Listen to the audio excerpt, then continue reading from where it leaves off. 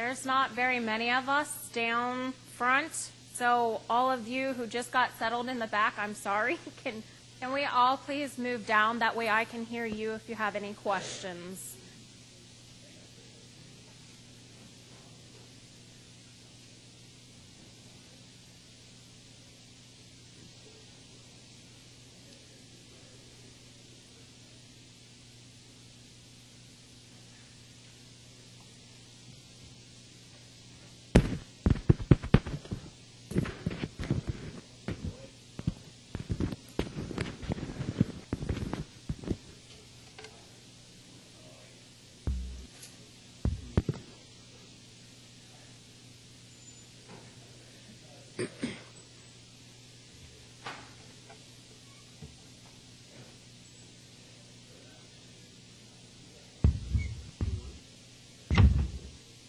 You can't see?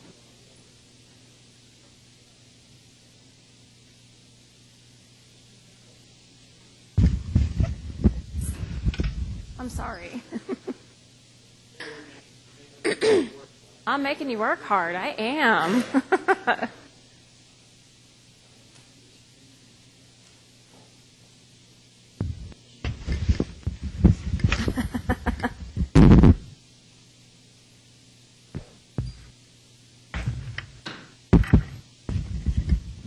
Good morning. It is December 1st. It's a Monday morning. I hope all of you are as excited as I am. I didn't sleep very well last night, but let me tell you, when my kids got up this morning, they started the countdown to Christmas. So the excitement has already started. I do appreciate you coming today. For those of you who have traveled pretty far, I appreciate that. Today we're going to discuss all of the changes that are happening with this new rule, or the new rules that have been passed. They go into effect December 6th, so Saturday, just to let you know. We will cover the changes in the curriculum. We're covering 4 different types of training in today's open forum, so please be patient. I know some of you are CDL schools. Unfortunately, CDL is the last half of the chapter, so we will cover it in length. If you have any questions, please feel free to ask those questions. Please raise your hand. Chuck and Charlie will bring a mic to you. Please speak clearly. Wait till the mic comes to you to ask your question. And please keep it relevant to the topic or the chapter that we're currently discussing. If there's any questions further on, or you have questions about subject matter that we covered previously, please write those down, because we will have an option for questions and answers at the end of the forum. I do want to let you know that we are here as professional colleagues today, so I respectfully request that you keep any type of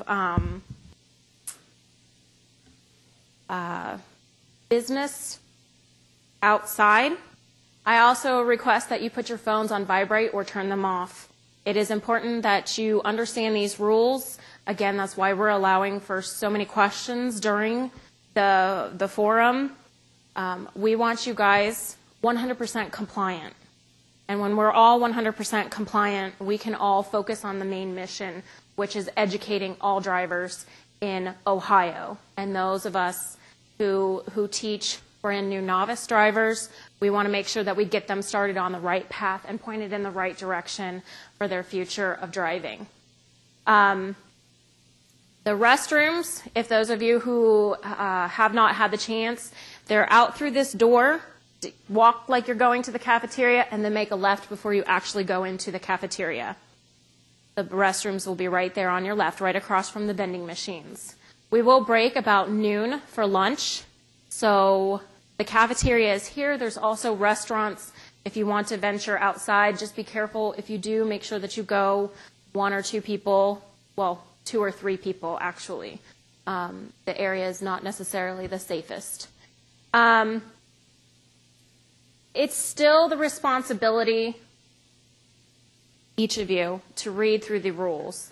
I know they're not exactly the most exciting, as if you're reading a book, but please take time to make sure that you are well acquainted with the rules and what pertains to you. I'm not asking that you read through every chapter of rule that does not pertain to you, but please make sure that you at least get yourself acquainted with those rules and where you can find them.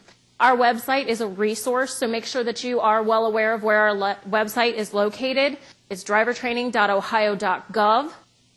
Our rules, we have a link specifically for all of you where you can access each individual rule.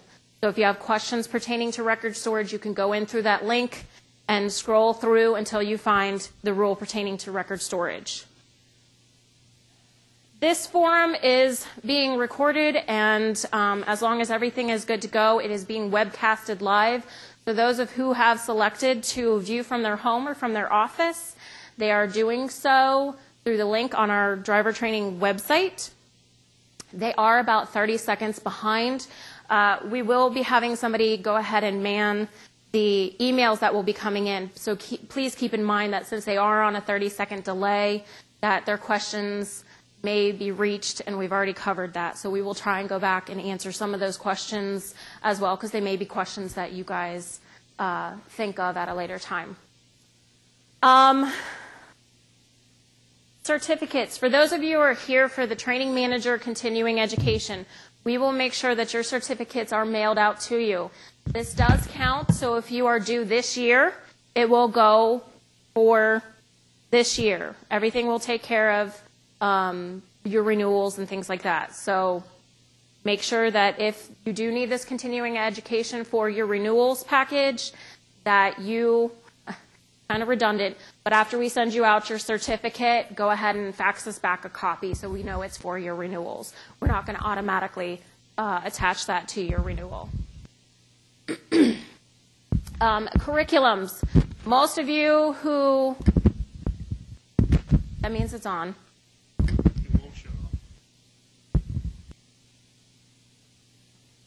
Sorry.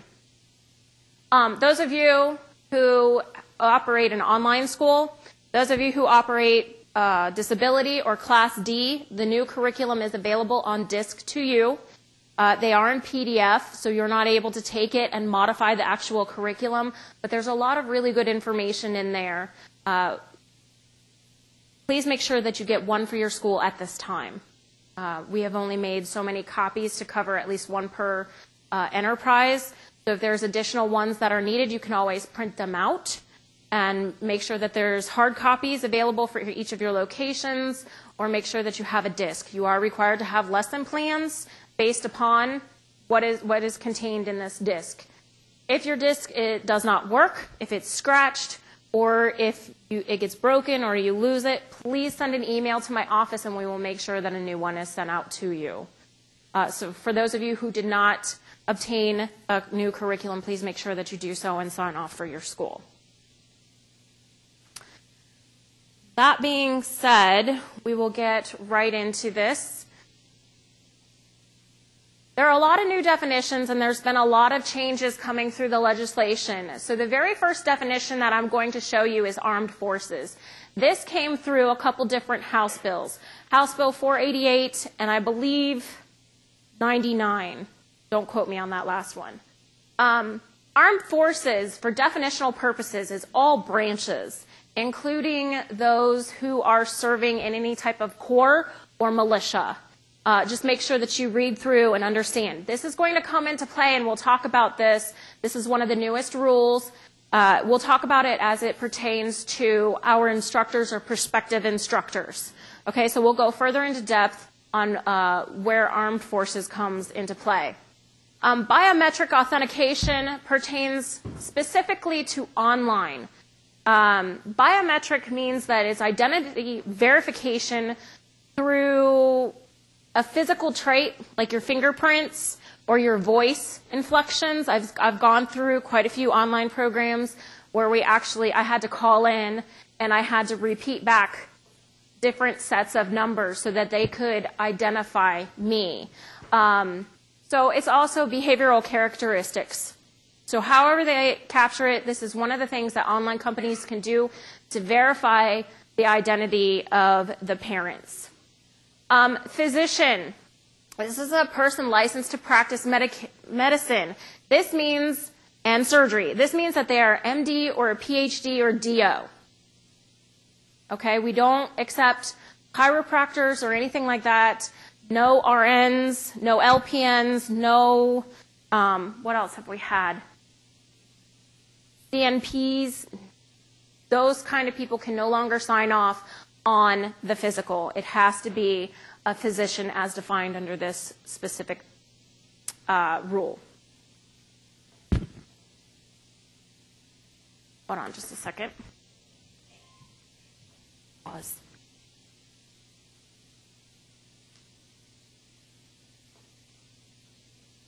There you go. Okay, incorporated references. This is one of the new things that came out in 2013, so if you were available for the open forum there, we talked a little bit about the incorporated references. You will notice, if you have a package of the rules, if you will notice at the very first page at the top, it talks about specific forms and specific names can be found under paragraph, is it SS or XX? SS, paragraph SS of this rule. That is an incorporated reference. Incorporated reference provides you the date of the publication. It provides you the availability. So is it available through a web link, or do you need to contact our driver training office, or do you need to go in through a different web link? And yes, some of the things that are incorporated, like certificates of completion, are only available to those who have access to the online application where you fill out the certificates. Okay? So in this rule, it tells you exactly which forms you have to use, which state forms, which federal publications, which other publications you have to use. For example, the Ohio Driver Training Curriculum is an incorporated reference. That tells you that you have to use that specific publication, what has been made available to you. Okay? Make sure that you are using these specific items. If you're not using them, of course, the Code of Federal Regulations, Class D, I would understand you're not going to use those. But for CDL companies, those specific titles and chapters of the Code of Federal Regulations, you have to use those. And I believe you have to disseminate those as well. That being said, not only is it in the top of Rule 1 where it tells you where to find these things, in each rule where any type of reference is made to a specific form, you'll find it at the top of the chapter. All right? So as you flip through the rules that you have in front of you, just look at the top. It'll reference you back to Rule 1, paragraph SS, if there is a particular form that you have to use that is located within that specific rule. For example, if you want to pull up Rule 4 or Rule 5, or for CDLs, Rule 25, at the top, it'll tell you there is a specific form in there that you must use. That is the purpose of incorporated references. If you have a question on where they can be accessed, it's available in Rule 1. You are also more than welcome to contact my office, and we will help guide and direct you to where you can find that. All right. Again, these are some of the things that you will find in the incorporated references. The enterprise application, instructor application, the physical examination, not the full medical examiner's report. That is not our form. That changes. I don't know how often that changes, but that's not in here. The enterprise closing procedure form, this is one of the new ones. It's always been a process and a policy for us to use this form. However, now we're making sure that you know that this is definitely a form that you have to use. Hopefully you guys aren't going to be filling one of these out. Examination questions, test bank, this pertains to online only. Those questions have been changed. So please make sure if you are an online provider that you request that test bank to be sent to you. Everything is available today. It goes into effect on Saturday. Motor vehicle inspection list. This is brand new. We'll talk about this a little bit later. It pertains to all types of training. We covered the online driver education security assessment. There have been slight modifications for that. Jared's going to speak a little bit later about the security assessment, renewal requirements, and a brand new sexual harassment training, and we will cover that in a little bit. Okay. A lot of the things have remained the same. So in Rule 2, and this pertains to Class D, disability, and online, place of business. We're talking about your office, and we're talking about the classroom or online environment. The office, one of the biggest changes is we realize as an agency that a lot of things are changing and transferring over to electronic. We understand that it's going to be easier for some schools to go ahead and change over to electronic record storage. So what we're saying now is that the office has to be in the same county or adjacent county to where you're storing student paper records. So actual physical records. Electronic records can be accessed pretty quickly through a phone, through a tablet, through anything. You can quickly access those and use those if you're going electronic. However, if you're going to remain paper, you need to make sure that you do have an office where those can be stored and accessed.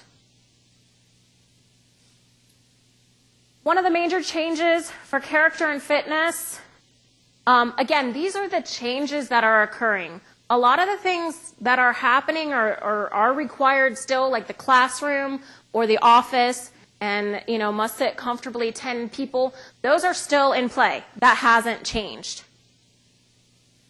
Okay? I don't want to inundate you with all of the rules and regulations, or else we're going to be here for a couple days. We want to keep it to one day. So please just keep that in mind that we're going to be talking about the changes. An annual physical is now required for all instructors. The driver training enterprise that's responsible for the instructor, if there's more than one, make copies. Make sure that each school has a copy of your annual physical. This is for all instructors. If you're a training manager and if you're an instructor, you have to have an annual physical. The school will now maintain those records on file.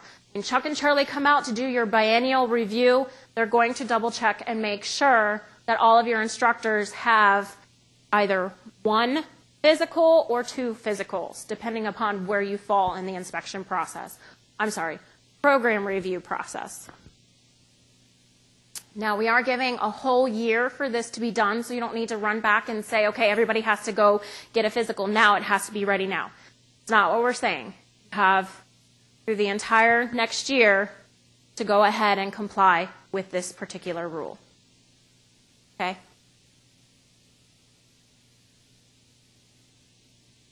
Moving right along, in Rule 4, we're talking about the application and renewal for Class D, disability, and online schools.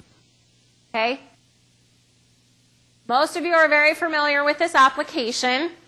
Those of you who are not, this is the enterprise application. It has multiple uses. You can open a new school. You can open up a whole new enterprise. You can move an enterprise. You can move office. You can add an authorizing official. This application has multiple uses. Anytime that you submit an enterprise application or a school application, yes, both now BCI and FBI checks are required. That means you go and you order both the state check and the federal check. We talked with BCI in length about why would we go ahead and have both checks. Because sometimes the federal check does not open up any of those sealed convictions that may pertain to a job that you're going to be performing. So therefore, the state check has the ability to go ahead and open those up. Yes, sealed convictions may be opened. I don't know the reasoning behind that. I don't know all the laws and regulations for that. But just to let you know that if you have any instructors who may possibly have something that is sealed, it may be opened. It pertains to the job that they're going to be doing. Okay? All owners and authorizing officials now have to have both. If you are the sole owner and authorizing official, you only need to submit one BCI, one FBI. You don't have to do it twice because you're labeling yourself as two separate persons. One of the other newest things is proof of legal occupancy of the school. And our rule specifically clarifies what is needed in the agreement. This is to protect you. Now, this is a process that we have had going on as far as I have worked here, and I started back in 2007. You had to provide proof that you legally were able to occupy that place. We're just now putting it into the rule, and this is protection for you. What needs to be included in any type of agreement that you go ahead and submit to us is who the agreement is between your business and whoever is the owner of the property. It also has to clarify the term. And what I mean by term is it starts when and ends when, or is it on a month-to-month? It has to specifically say that. And it also has to specifically provide any type of monetary consideration. If there is none, it needs to clearly state that there is none. Again, this is for protection for you. And of course, make sure that it is signed and dated. So when we take a look at those, we want to make sure that all of that information is included. That is now in the rule. Current fire inspection, and it has to be a passing fire inspection. We run into a lot of issues with fire inspections, especially for high schools, elementary schools, and middle schools, where they have a lot of those little minor violations, electrical cords being taped, things stacked too high. It has to pass. We will go ahead and call and talk to the inspector and make sure that everything is compliant before we'll go ahead and license a particular location. So if you're working with these people, make sure that it is passing. And if it's not, try to get them on the ball to get it to pass. Current fire inspection, 1 year from the date of your application. We look at that. That's what we mean by current. Bond, that's nothing new. Original applications have to provide all of this. We do have a checklist available on our website. It's not there for extra paperwork for you to send in to us. It's there so that you can make sure that you have everything that you need for your application when you send it in to us. That way we're not sending back to you different emails saying, okay, we need this, and we need this. I know it gets very overwhelming to get an email from the state. I know a lot of the times I get responses back, oh, I thought I included that, I'm so sorry. But that's why we send them out. So just make sure that you use the checklist. If that's your fancy, go ahead and use the checklist. Chuck, did you have a question?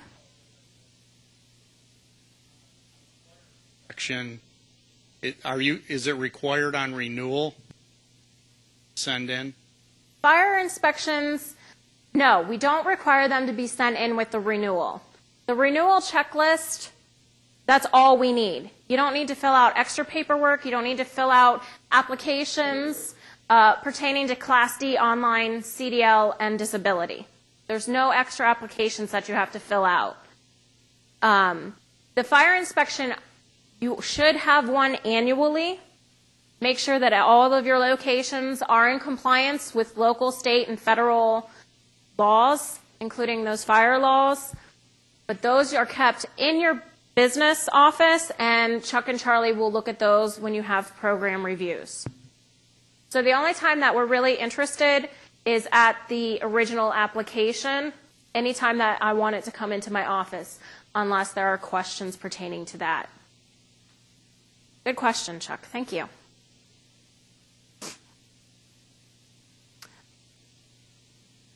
Okay. Online applications, they include a little bit different information. It includes all of that other information, but now we have 3 other things that are coming in. We are having a written program come in, we are having the online driver education security assessment come in, and we're also requesting access to the online program. And Jared, what I'm going to do is I'm going to have Jared come up and talk to you about the changes in the online security. Is this on? Can you guys all hear me okay? I'm good here. Thanks, Rob. Morning.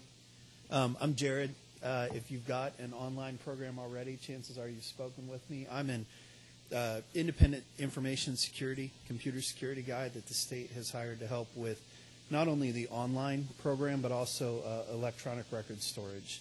And the role that I play on Valerie's team is it's my job to help teach organizations like yours, if you're doing online training or if you're storing records electronically, how to prepare for bad things that might happen and how to recover quickly if those bad things are going to happen. So with the online program, that's where my work started here at the state. We've got a question set. It's online. On the driver training website, there's a schools page. You've probably all seen it. It's got all the forms you can download. There's one on there called Online Driver Security Assessment, Driver Education Security Assessment. And it's got 12 questions. That's it. Well, I'm sorry. There are 13 questions for the online program.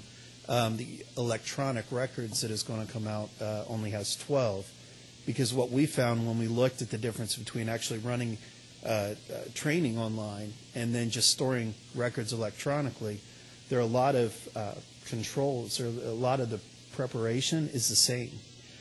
So if you were to go through the process of applying for online education, you would complete that security assessment questionnaire, the 12 questions, send a copy into Valerie, and then we would review it internally, and we normally schedule a follow-up call just to go over everything to make sure that you understand what the point of the question was and that you've really got the controls in place.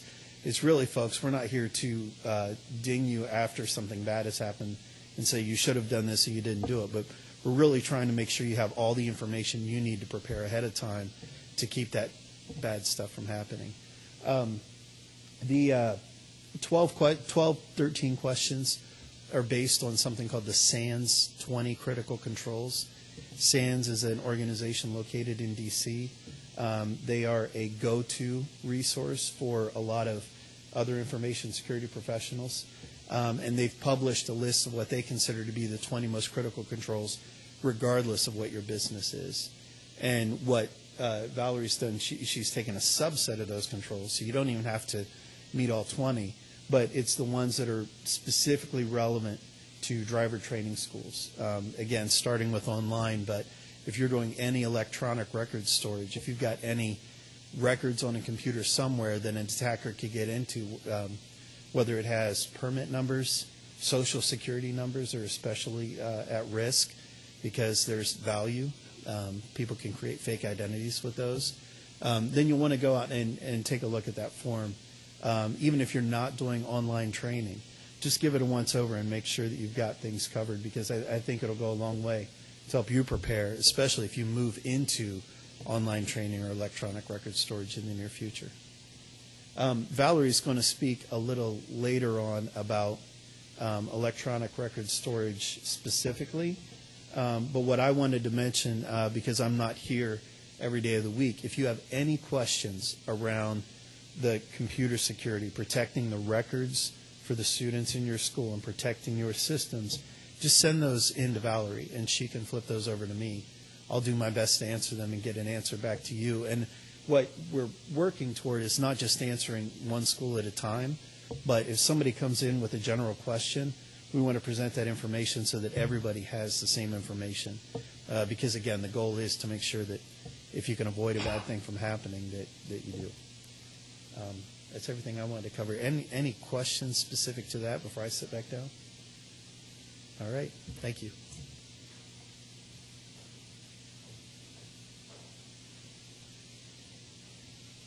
Thank you, Jared.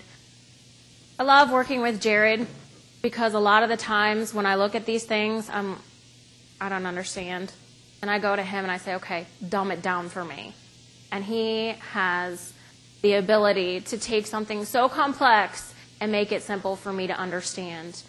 When we worked through the SANS to pull out the controls of what we were going to implement for the online driver education security, I looked at that and I was like, I don't know what I'm looking at. I don't understand. But Jared was able to go ahead and say, this is what we need to focus on. This is what needs to be in play. And Jared came into this working with credit card companies and other different kind of companies for security controls. So driver's education was kind of a new thing for him. Not necessarily education itself, but driver's education. So I really do appreciate that. And please feel feel free, to use my office as a resource, which includes Jared. All right, go back a little bit to the applications. You are required to apply anytime that any of these things happen. You change the name of your school or the enterprise. Just send us something so we can go ahead and make those changes in our database so it'll show up not only on your online application when you sign in, but also on our website where students and parents can access what schools are in which counties. All right, so those two systems are interlinked. So if you want, definitely, we call it kind of free advertisement, and you want to make sure that students are coming to the appropriate school or to the appropriate address, please make sure that you send in your application. Change of ownership, and this has happened quite a bit. Change of ownership is actually shutting down one school and opening up a brand new set of licenses.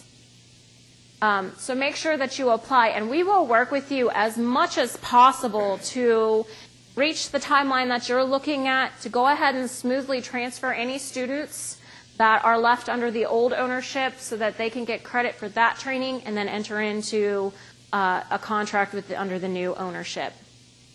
Authorizing official. Anytime that you want to add somebody as an authorizing official, they are required to submit the application plus the BCI and FBI. We want to make sure that those who are operating the enterprise or the business aspect of your program, that they can do so safely and honestly. And anytime that you want to add, move, or change a school location, that application is used.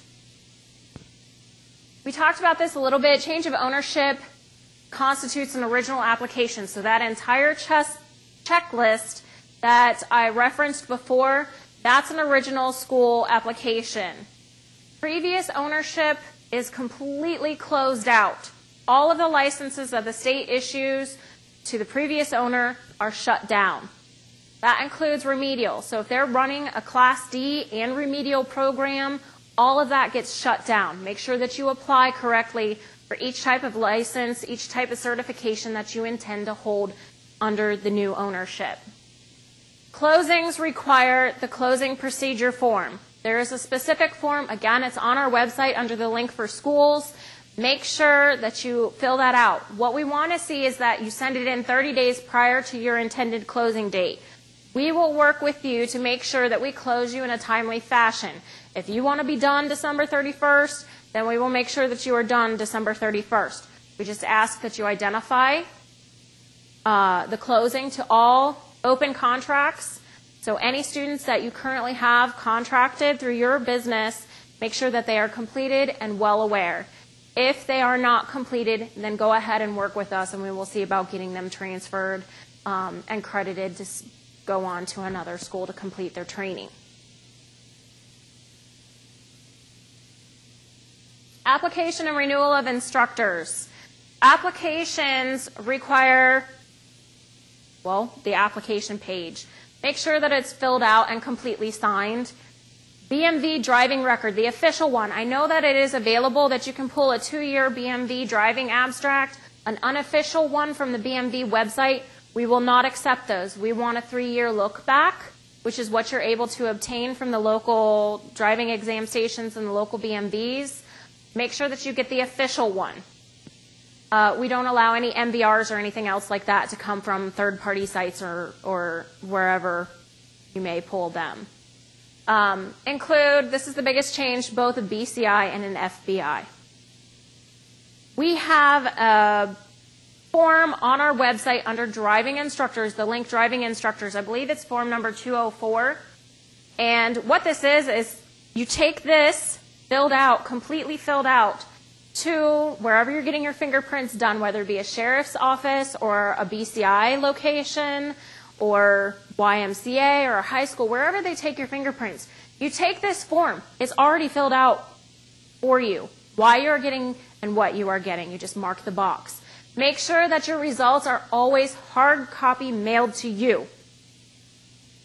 Don't have them send it electronically to us, because I still cannot access those electronic results. I'm sorry.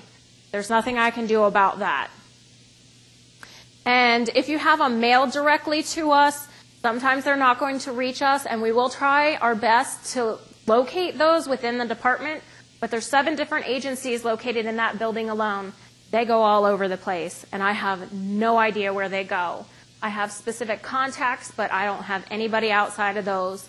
So if they aren't with one of those contacts, I don't know where they've gone. And I do apologize, because that means that you guys will have to go back out and have another report sent. Passport photos. This isn't really new. I think we're a couple years into the passport photos now. We are just clarifying what's required with passport. Plain solid background. You can submit them electronically, so through your email, take it with your phone. You know, we're getting a lot of those selfies now, which is fine. But make sure that it's a plain background, and we're looking for your shoulders to your head. Okay? Don't send the same photos you sent the previous year. They have to be taken within 60 days of when you actually submit them to us. And Stacy will double check and make sure that they are not the same photos that you sent last year. She's on it. If you're going to send them electronically, make sure that you send them as a TIFF or a JPEG. Our system is not compatible with any other format, so make sure it's in either one of these formats. Because we have to actually take them, drag them into Photoshop, and deal with them that way before we can submit them to our system. So make sure that you submit them in one of these two. Fee of $25, that hasn't changed. Driver training instructor test. Online instructors are exempt from this test because it's not available to anybody residing out of the state of Ohio, unless you come into the state of Ohio. So online providers, a lot of them reside even in Canada, North Carolina, California, other states. Those instructors cannot actually access this test unless they come to Ohio. We're not going to require that. Proof of training. Training has changed a bit. Training has changed for all instructors, especially CDL, and we'll talk about that. For example, the Class D instructor training. If you're not a training manager, you may not be accustomed to this type of training. You may not be aware of it. However, it has changed. This actually went into effect, I want to say 2009? Yeah, I think we changed the training then. The training has significantly changed. The first phase is administrative classroom stuff, paperwork, teaching theories and techniques, going over the rules, going over the curriculum. And then the classroom part, now we have observation co-instruction, which is the biggest change, and then we have the assessment. It is vital for instructors to instructor candidates to co-instruct. That being said, that means you still have a licensed instructor in the classroom with them, but they get periods of time where they can actually teach the class. So they're not observing the entire 24, but they are interacting with the entire 24 hours. And then the assessment is done. It has to be at least 60 minutes that they instruct for the assessment. All right, the second phase, now we're getting into the behind the wheel part of it. Again, we have the administrative portion of it, and then we're going to do the observation and teaching assessment. Most of this has remained the same for the behind the wheel part of it. 2 hours of teaching behind the wheel after receiving at least 32 hours of actual training. That's the way it's been.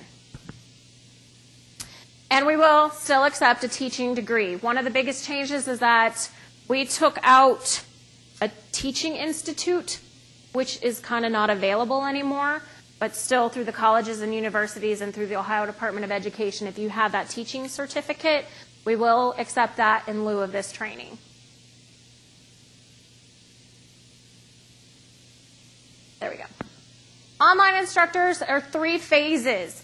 If you are a Class D instructor and you're going to be an online instructor, you still have to go through this training, because the program that they are presenting in an online format is going to be different than what you present in the classroom. So it's 3 phases. You get 4 hours of administrative review, then you actually have to go through the online program.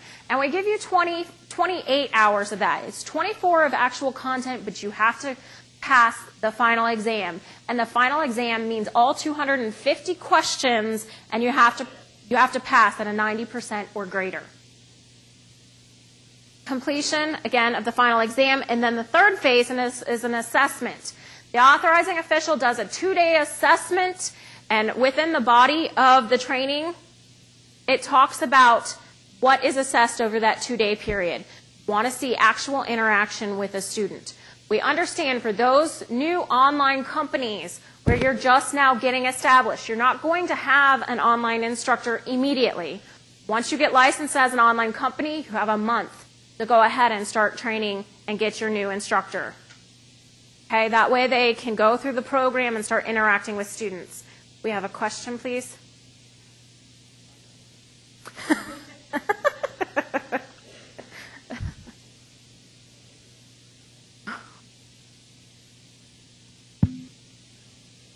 Can an instructor do their training online, even if you don't have an online school? Absolutely not. Why is that? Because the online format is much different from what they're going to actually be teaching. An online instructor answers questions pertaining to the curriculum. A classroom teacher actually presents the material. They need to have that hands-on experience with the curriculum that way.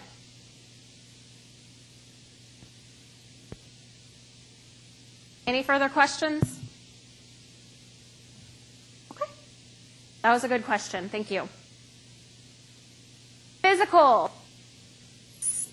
It must be on the state's form, and make sure that it is properly signed by the definition of a physician.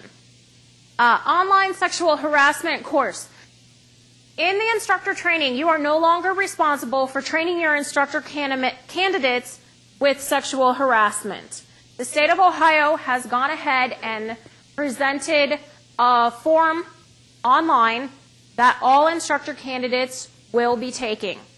All instructors will take it annually, and all instructor candidates will go through this. That way we can ensure that there is consistent information that is going out about professionalism and sexual harassment. This is free. This is something that we are hosting ourselves on our own DPS forum, and we will send out all the information once it becomes available. We are waiting for the human resources to go ahead and activate that site for us. We will give all those who are current instructors about a year to go ahead and comply with the sexual harassment. Currently, until it goes live, you still have to teach your instructors this as part of the training. You still will have to do that until it goes live. And I will send out an email letting you know when that is available. I'll send you out the directions how to access it and how to set up your account and then go through it. This is a tracking system.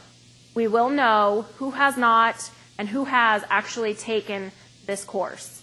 It's about, I want to say about 20 minutes, maybe not even that.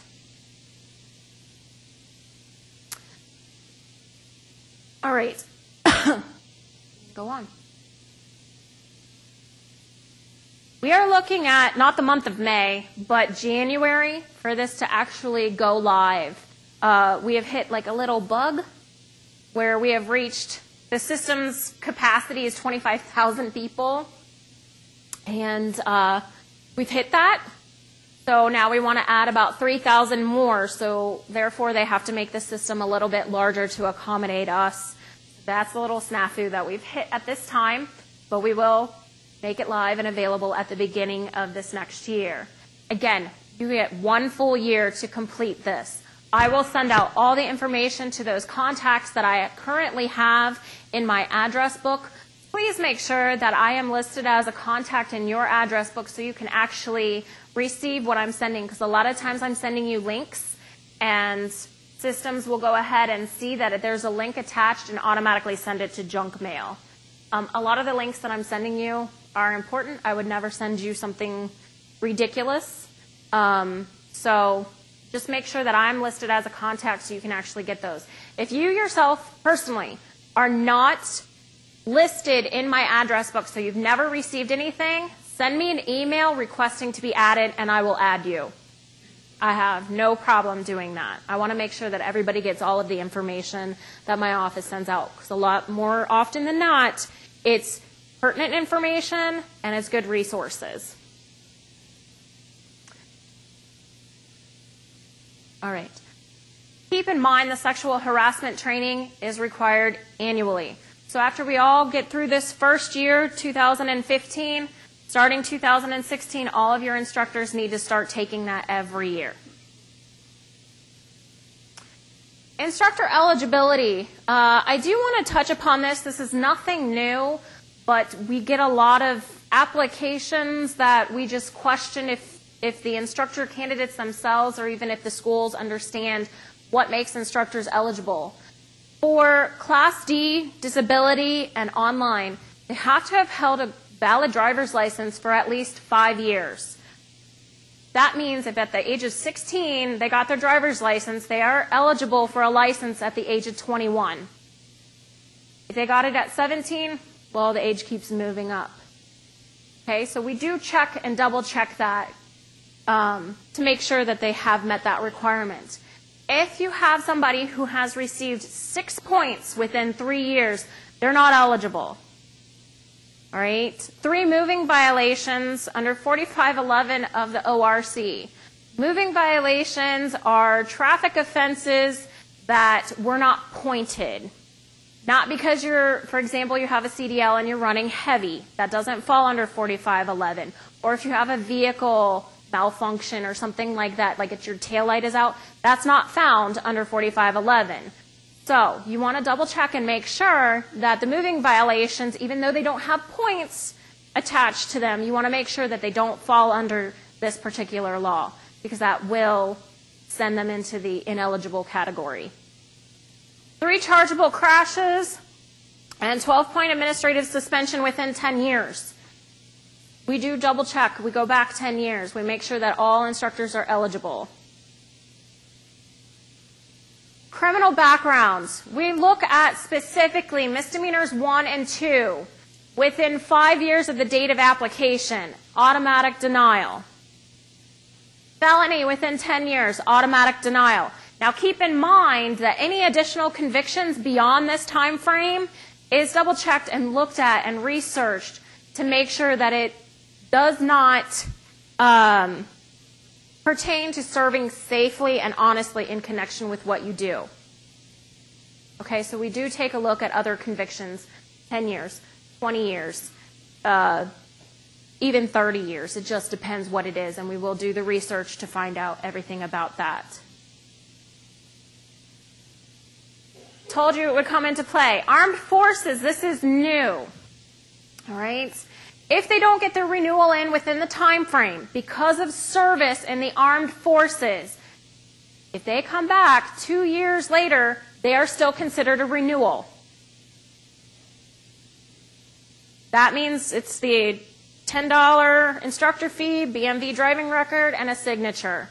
But they have to provide proof that they were in the armed forces and serving. Military member, again, instructor may renew normally. Military member spouse. This means it resulted in the absence of the state because of service. License would be renewed normally. Again, there are documents that must come with it. Proof of duty is required to apply under those conditions, as well as if they were recently discharged, they can go ahead and send in their DD-214 or release under honorable conditions. We will take a look at the medical and consider that as well. But it has to be within 6 months of the release. Okay?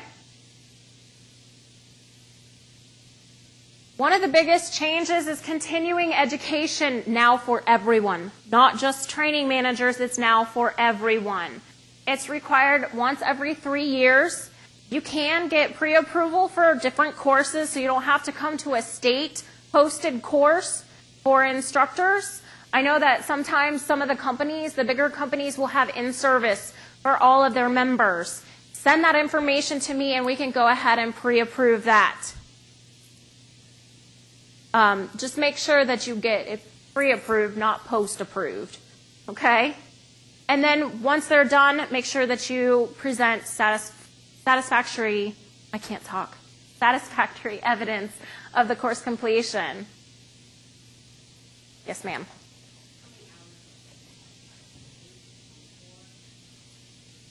Continuing education, she asked, how many hours do we look at? One, we look at the course content. So what exactly are you covering? We don't want to see something that's 2 hours. We don't want to see something that's 4, but we're looking about 6 to 8 hours. Again, it depends upon the course content. If it's something that's not really applicable to driver's education or education in and of itself, we're going to look at more hours than that. We may even deny if it doesn't really pertain to that. But we do look at things like technology, since we're moving into that era.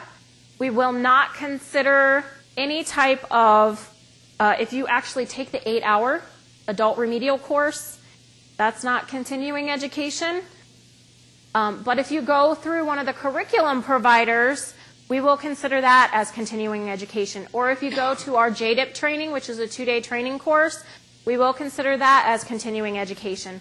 Open forums such as these that we present, this is continuing education, and this will count also for your instructors because this is vital stuff for them to know as well.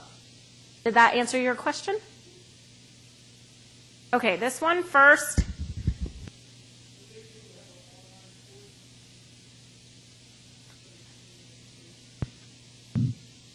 Online courses for continuing education.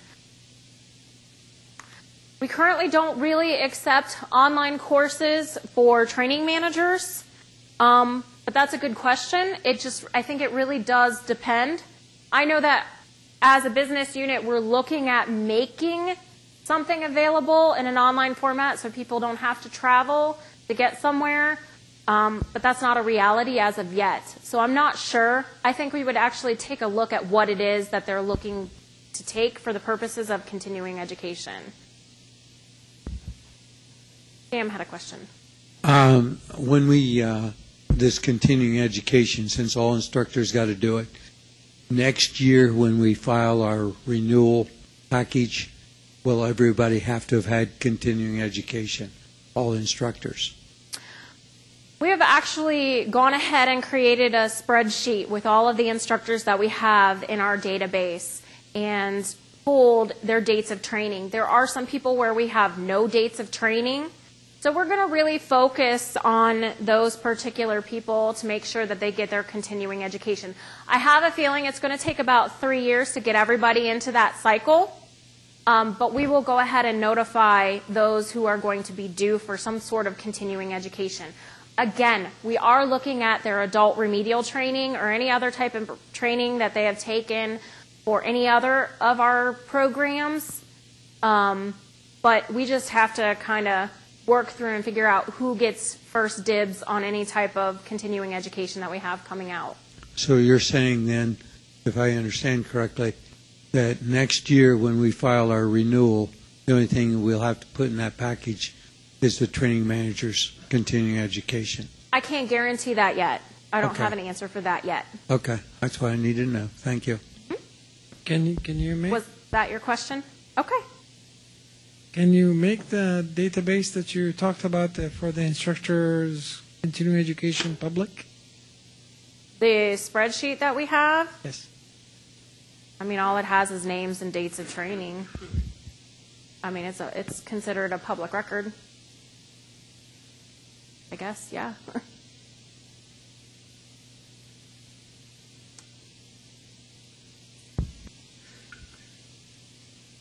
Those instructors who were recently trained, so within the past 2 years, they won't have to have continuing education until they meet that 3-year mark. Okay, I want to make sure that that's clear. Go ahead. Can individual schools create their own 8-hour continuing education program? Absolutely. That would fall under the pre-approved. Like I said, one business that I'm aware of, actually 2 businesses that I'm aware of, they have their own in-service for all of their instructors, and all you would have to do is submit to us like an agenda along with a syllabus of what's going to be taught during that, and we can pre-approve it. You would just be responsible as a business owner to create those pretty little certificates and make sure that they have at least proof that they attended that. Okay? Absolutely. As a business owner, you can definitely do that yourself.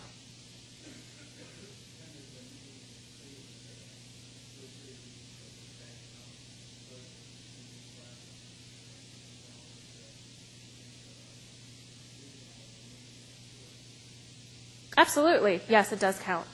That does count. Yes, we are taking a look at all training dates.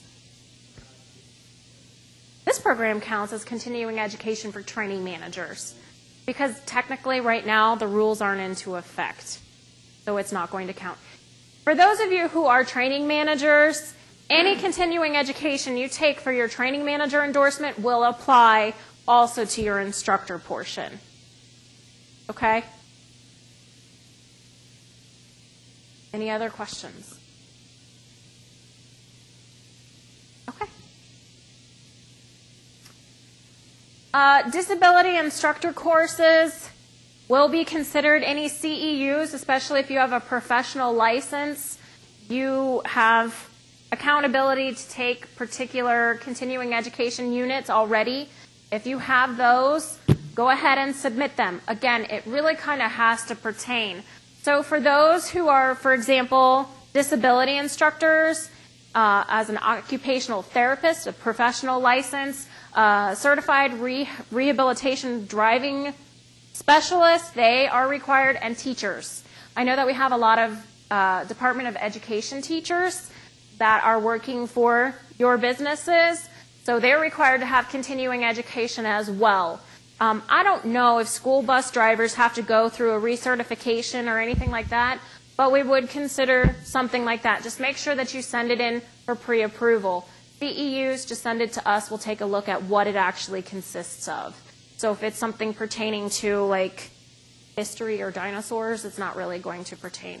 I don't think that that's really out there. Do we have any other questions on instructors, eligibility, continuing education? Wow, you guys are a smart group. All right, qualifications for disability programs. Training and programs specific to community mobility and driver rehabilitation. Occupational therapists aren't really ready yet to enter into being a driving instructor because they really don't have the inundation of training that they need to actually take them out in a vehicle. Okay? So they are required to have specialized training, and they're also required to be trained as a Class D instructor. For those of you schools who have stepped up and stepped in to go ahead and take in for example, an instructor candidate for one of the rehab facilities or a medically based hospital, you provide the training to them as a Class D instructor, so regular classroom, regular behind the wheel, and then they have to go through this other certification before they can go back and work at the rehab facility and the medically based hospital. So I thank you guys in advance for those of you who have trained for those particular people that work specifically for the disability. They are required to have continuing education. All disability instructors, that's nothing new, once every 3 years. So they're already complying with that. All right.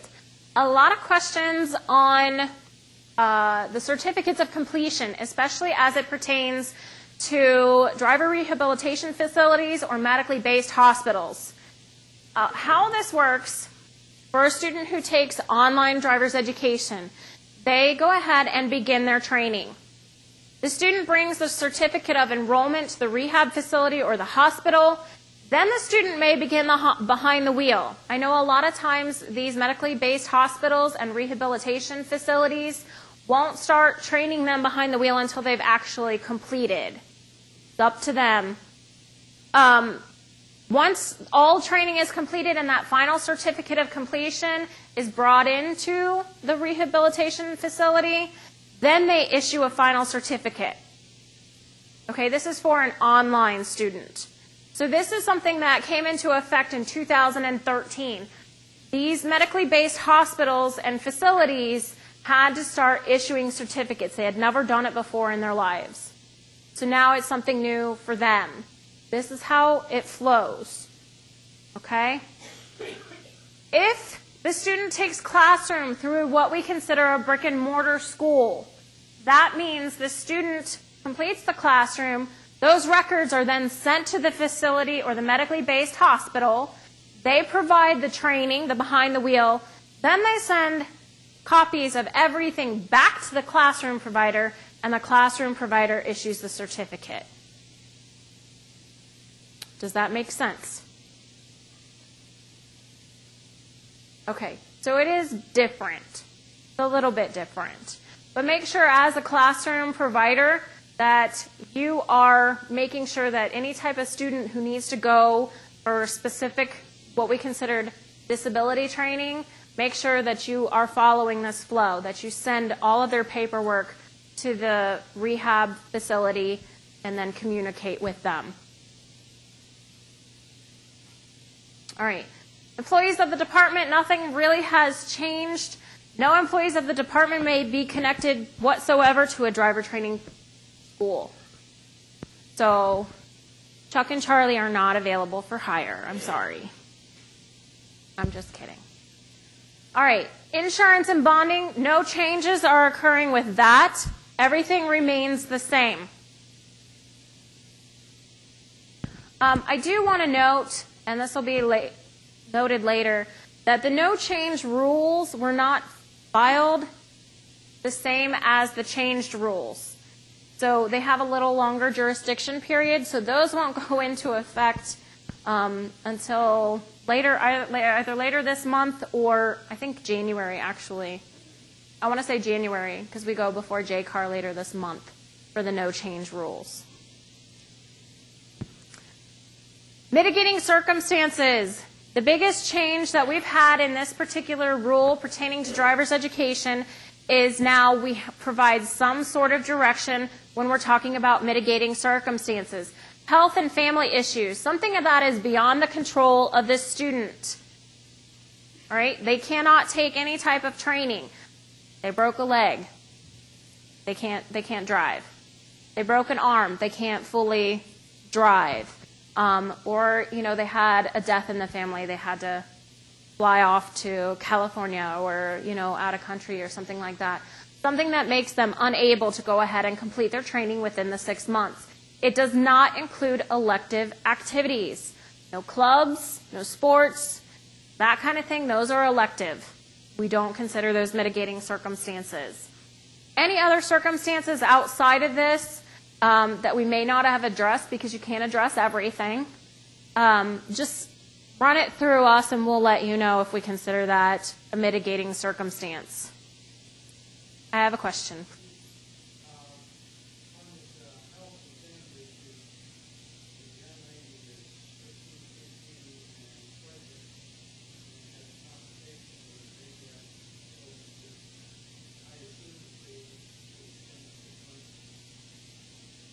Did everyone hear his question? He had questions about if you have a student who is pregnant or who has a child and there's issues with illness or complications, is that considered under mitigating circumstances? Yes, that would be considered under mitigating circumstances.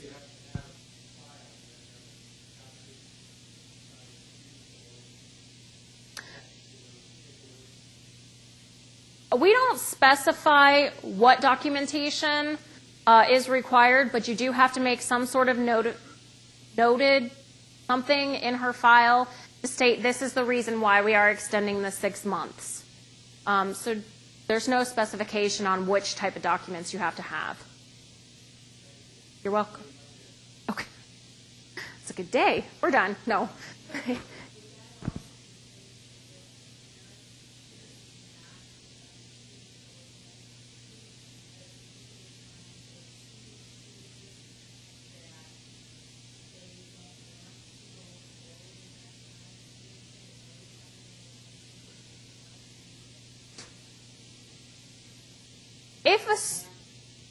If a student says, excuse me, I'm not ready, or the parent says, I'm not ready for them to drive, that's not mitigating.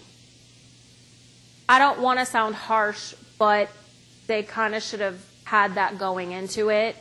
If the student's not ready, or if the parent says, maybe I'm not ready for them to drive, we don't consider that a mitigating circumstance.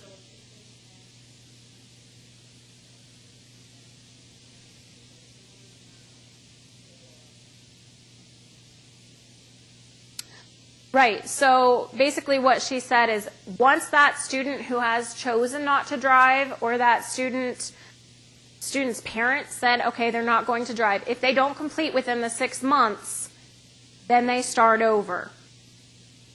All the training that they took under the previous contract is negated. They begin from the beginning. The fines, fees, or whatever you want to charge them, that's completely up to you. So it's up to you. Was there a question over here first? No? Yes, ma'am.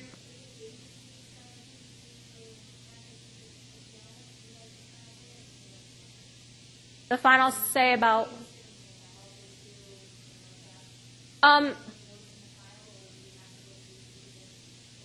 anything outside of what we consider mitigating or what's labeled in the rule, like family and health issues, you make the decision based on that. You notate that in their file.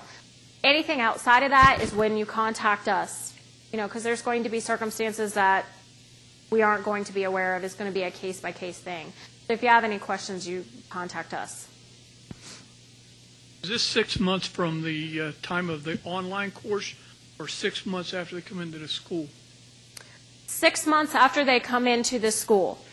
Okay, what if they take their online course and there's a long gap in between that? There's no expiration of the certificate for the online course to the time that they come to you. There's no time frame in between that. Then why is there a time limit on me? If I'm not an online provider, if they take the classroom and they don't want to do their driving for a while. You guys are two separate businesses. We have no regulation over the students. So we can't tell the students that within so much time you have to go and do this. Okay? From an educational standpoint, you get the 6 months because that is the best time frame that allows you to go ahead and complete the entire program, and it's of value to that particular student. I understand that part, and I would think that it would be the same way for online provider. As soon as they get completed with their online course, I want them to come in while it's fresh in their mind to start the instruction part. Right, but that's where I'm saying that's where it lies in the student's responsibility, and I can't tell. I don't have jurisdiction over them to tell them that they have to go into there. I only have jurisdiction over driver's education, not that particular student to go into another business. There's a gap there. Yes.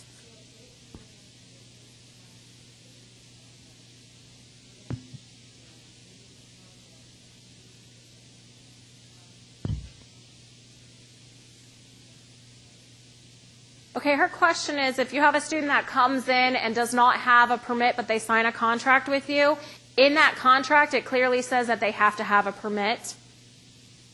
It should. They have to have a permit to complete the program. That's their end of the contract. So when they... No, I know, but to do the driving part of it, they have to have the permit. Right. Right. So that's upholding their end of the contract. If they don't uphold their end of the contract by getting that permit to complete the program and the 6 months runs out, they didn't uphold their end of the contract. It becomes null and void and they start over. Yes. Most schools start payment plans where you can start paying on the program. And like our policies, they don't drive until the account's paid. They get halfway through the program, they've been making payments, and then dad loses a job. Would that be a mitigating circumstance? Okay. Loss of job, yes, would be a mitigating circumstance. That's something that is beyond the control of the student. However, if they just don't pay and there's no reason behind it, they just don't pay, that goes back to their end of the contract. They didn't fulfill their end of the contract. So no, they don't get an extension for that. But again, document it in their file. We have a couple more questions down here, sorry. I have one from Linda and one right behind. It doesn't matter.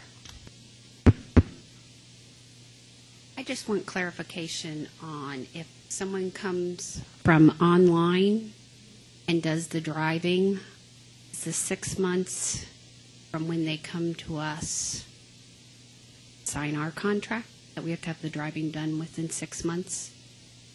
Yes. I have a student who is in my program.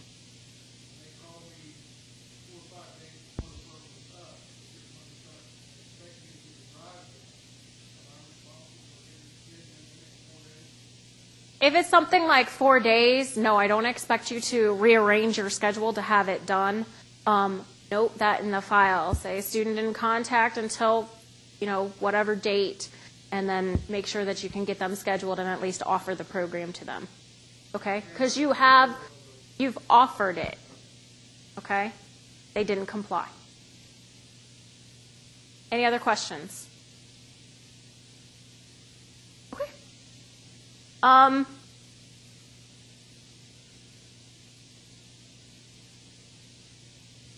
State-provided examinations, this is different, must be used. We are no longer going to be approving your own examinations that you have created. Since the entire curriculum and lesson plans that you are teaching is based off the Ohio Driver Training Curriculum, we are now requiring to remain consistent for all 5 of our exams. You can use 1, 2, 3 of them for your classrooms. You are required to still have 3, just in case somebody did not pass the first time or the second attempt, but you will now have to use ours. They are available in the back of your curriculum, so on that disc that we gave to you, as well as they are still going to be available through the online application. When you sign in, click on the teal column, Reports, and you'll be able to access the tests. They are updated, so there are some changes with them. A lot of what we have asked the driving schools over the period of the last few years, along with the changes in the curriculum, therefore the final exams have been updated. So, clarification for online. 24 hours from the previous day's login. That was one of the biggest questions from online companies, and we still get it from those companies who are looking to propose their curriculum in Ohio. What does it mean by the 24 hours? That means if I sign in at 8 a.m. on Tuesday, December 2nd, and I complete my 4 hours in that day period, I'm locked out until 8 a.m. Wednesday, December 3rd. Okay? Clarification for online. We now state that you must implement and maintain, which is the change, the security controls captured in the security assessment. You have to make sure that everything that you identified in the online driver education security assessment, that you are maintaining those. Any changes that are made to the online security, you need to make sure that you identify those and then send those into the state through that particular form, and we will look over it and make sure that it complies with the measures that we have put in place. Once you're approved as an online provider, 6 months will come back and request an attestation of compliance just to make sure that everything is still going and in place pertaining to the security measures. Now, I do want to state one thing. As an online provider, you are required, once this curriculum goes active on Saturday, you are required to make changes to your online program that address the changes within the curriculum. So those 7 of you who are currently approved will have to send back in your online program. We want access and written. You can send in the changes, show us where we can access those, and make sure that we can access the program and review and make sure that you are in compliance. Those of you who are curriculums in the state of Ohio, for example, AAA, Top Driver, I believe 911 has their own as well. You have to resubmit your curriculum. We are going to reapprove and look through all of them to make sure that you meet all of the requirements in our driver training curriculum. Those we request, at least since there's not like huge changes coming out, it's not like a complete rewrite of the curriculum, we request you have those into my office no later than January 31st, 2015. Not saying approved by then, but you have those changes into my office by then. You can still function. You guys will be fine. Okay. Here's where you can find, I'm sure all of you, because of the time frame that it is, renewal season. Here's the reports, and then the exams are all over here, including the answer key. I'm sure the students would love it if you went ahead and gave them that version of the test. All right. Breaks. Breaks are to be provided at the approximate midpoint of your lesson, and this pertains to 3-4-hour classes. Okay, if you're running a 1-hour class or a 2-hour class, breaks are not required for you. But anything beyond the 2 hours, you are required to give them a break at the approximate midpoint. No more than 4 hours of training in one day. That hasn't really changed. In the behind the wheel part, this is one of the biggest things that has changed. You're required to provide a 10-minute break after 2 consecutive hours of training. What we're finding is that the students are no longer really understanding what's being taught to them. They're just driving. 2 hours is pretty long.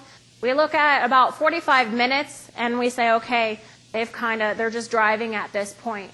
So let's give it a little bit longer because we are businesses. We're trying to maintain our business and educate at the same time. So after 2 hours of training, we must make sure that they have at least a 10-minute break. Stop in a public place, give them a break, let them stretch their legs, let them get outside of the car and walk around a little bit, and then get back in and complete your lesson. Yes, sir. I have a question on Rule 10 for the ID badges. We're going to cover that, but go ahead. Oh, no, go ahead. I do have a question down here in front, though. I'll get it. Thank you.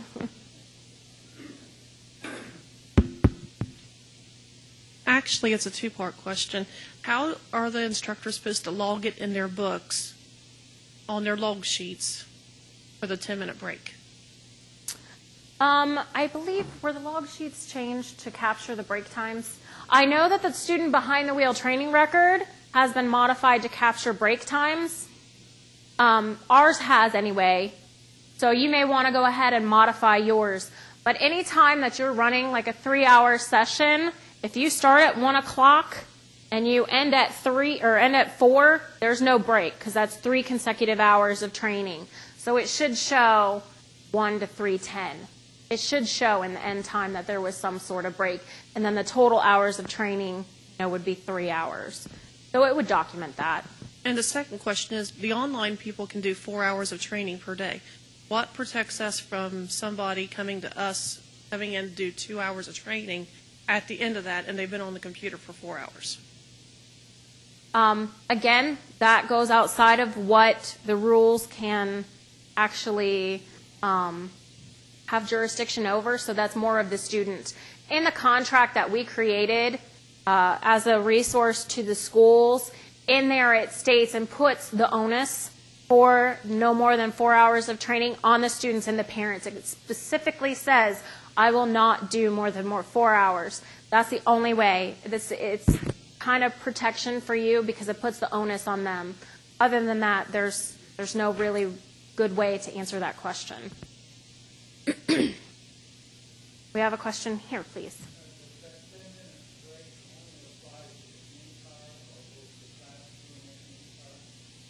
This is the behind the wheel. This is Rule 10, so this is behind the wheel.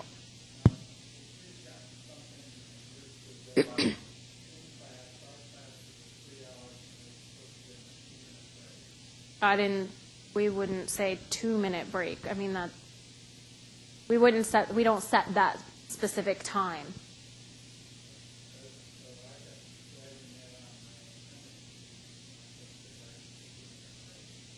I think that may have been like a policy with your enterprise, but it's not something that we would dictate to you about how many minutes. We always look at 10, 15 minutes for a break. They have time to get up and actually go to the restroom or grab a drink of water and come back. Just give them a mental break so they can continue. I don't know about a 2-minute break. Yeah. I mean, it may be like a policy for you.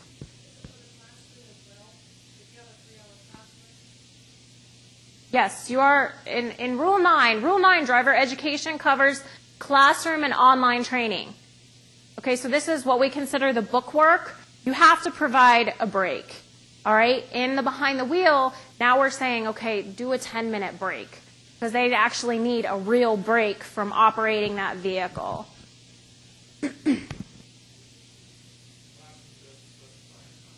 We do not specify a time in the classroom. Sorry, I have a question. The brake has to be captured for inspection purposes for the in-car? Yes. All of our records are changing. So our versions of them will show and capture when the brake was provided. The rosters will show it. The student records will show it. All of that will show. And we do actually, further on into the rule, I will talk about it. You actually have to capture that information when you provide that break, yes. For inspection. For the renewal inspection, renewal every 2 years. For the renewal part, no, we're not talking about renewal. This is for your records. Well, I know that, but I mean, when you say records, these records have to be shown inspection purposes. If it's not required, like mandatory, then I'm just saying that because it takes transition time. Yes, it's mandatory. Once these rules go into effect, your documents should capture start time, end time, and breaks. And it will be reviewed during your program review. Okay. If you fall in a program review before the 6th, then the rules aren't into effect, so you don't have to show that as of yet. However, you have to be able to show that there was some sort of break provided because this has been mandatory for a while. Okay. Okay?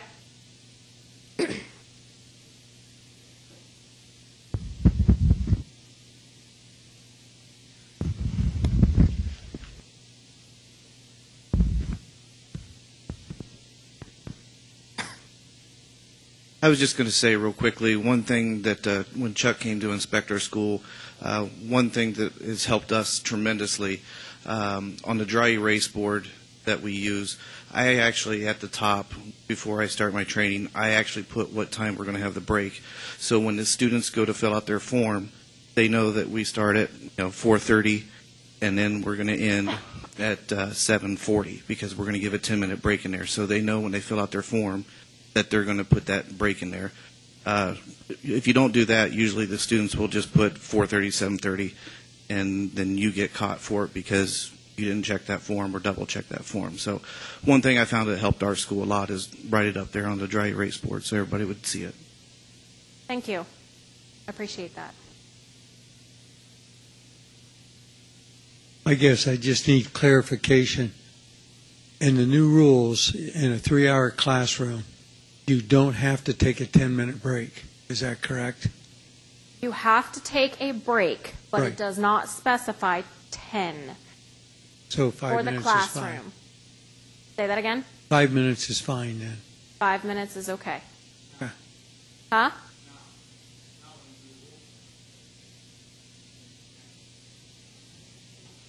Your rules. So that's why I needed clarification.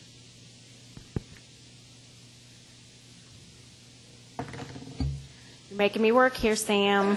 Sorry about that. It's fine. Got a review coming up. That's fine.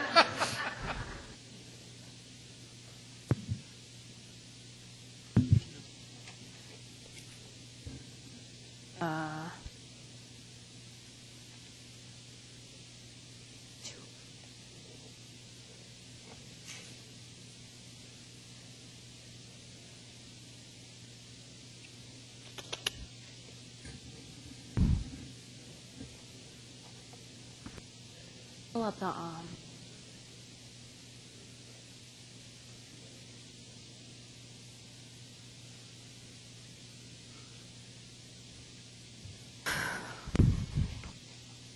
Okay, you're really making me work for this.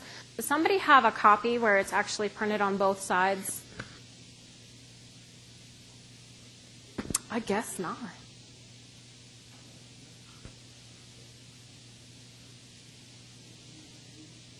With a double-sided? Oh.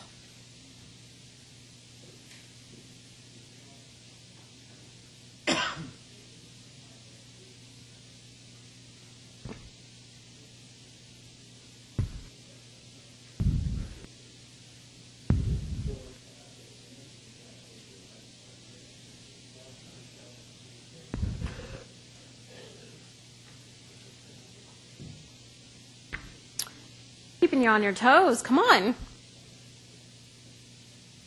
No. The rules specifically say students receiving more than 2 continuous hours of training shall be permitted a break at the approximate midpoint of the lesson. We only specify 10 minutes for the behind the wheel. So 5 minutes is okay.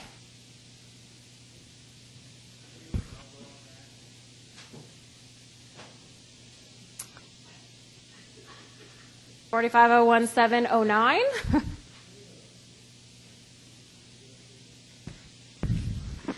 B, capital B, 3.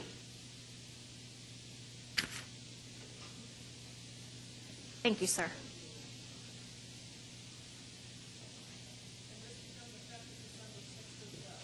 Yes, but the brakes are not new. The time frame for the behind the wheel is.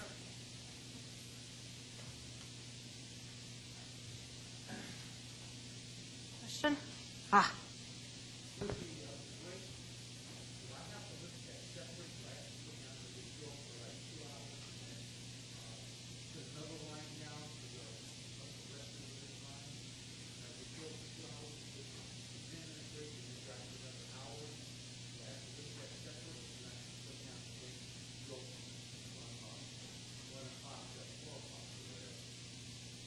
You have to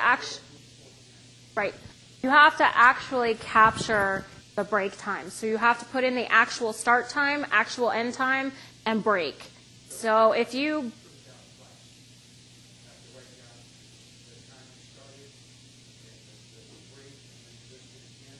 can do that.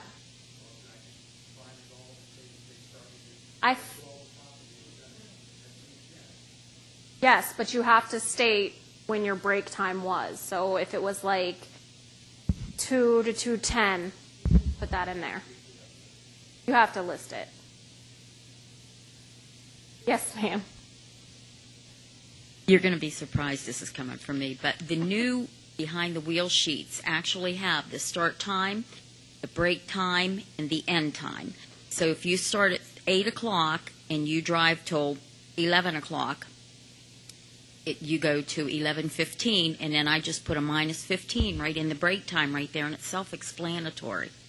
Our new forms are already on the website, so they show where they fall in. So you don't have to necessarily say, okay, so if you start driving at 8 a.m., you take a break at 9 o'clock to 9:15, and then go back into the start column and put 9:15, and then the end times. You don't have to do that. What you would put is 8 a.m., break 9 to 9:15, end time 10:15.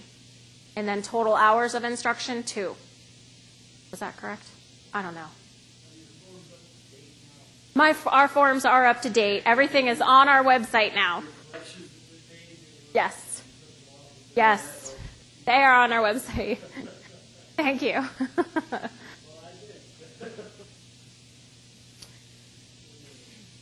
Okay. Chuck, here's your questions. I do want to make this comment, and I think we'll cover it a little bit later, but any time that an instructor is teaching, whether it be in the classroom or behind the wheel, they need to make sure that they have a copy of their license on them. Okay? For the behind the wheel, we want to make sure that the parents see that. So, when they come to when you go to pick up your student, you have an identification badge somewhere that is conspicuous on your person.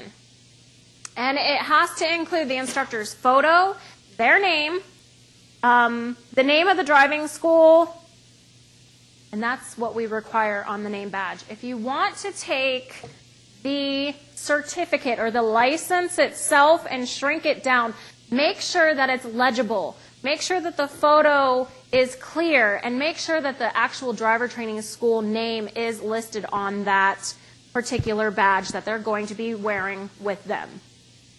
Chuck, did you have a different question? Yeah. My question is the photo, if you make a card like this, like we have, you can have it for 4 years. The photo? This card. Because it just says a photo. It doesn't say current photo. Yeah. I'm just thinking of cost. If Yes, they make a card, it's good for 4 years or whatever. They don't have to do it every year. No, they don't have to do it every year, but if your instructor changes dramatically, like they go from having like bright red hair, really long, to short black hair, you're going to want to change it. But you don't have to change it annually. So, if you use the certificates or the licenses that we send out, you may have to do it annually because it's listed on a year. But if you create your own, you don't have to do it annually. There is an ID badge format available on our website where you can just insert the photos into that, and I think it prints 6 per page, and you can print the instructor's name and then put in your own logo or whatever. So there's something available so you don't have to create new already on our website. We have lots of questions. Start with Troy.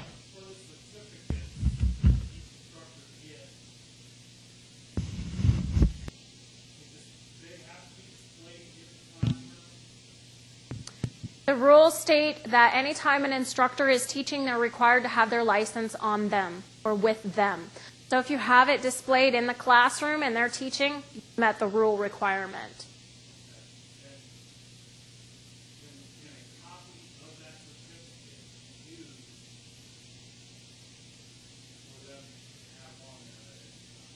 Yeah, they just have to have some form. It doesn't have to be the original certificate or license that they have on them, but they have to have a copy or the original. It's up to you which one they have. Harith. We've used a reduced version of the certificate that you issue with the modification.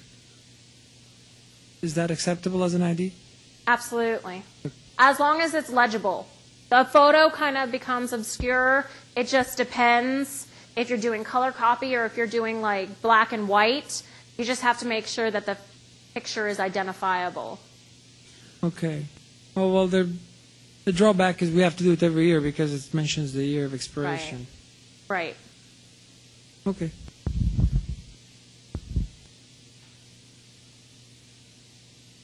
Good questions. Okay, maneuverability, this really hasn't changed. Oh, I'm sorry. We have another question. Can it be posted on our wall in the main part of the office, or does it have to be in the classroom? Licenses are located. It has to be with the instructor. You can have the license posted in your office, but as long as they have a copy with them, whether it be in their lesson book, whether it be, in their tucked in their pocket or something like that, they have to have it with them at the location, at the driver training school when they're teaching.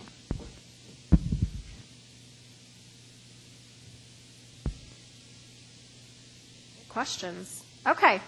Maneuverability, it hasn't really changed, but we've seen a lot of this and heard a lot of this, especially since we do a lot of investigations.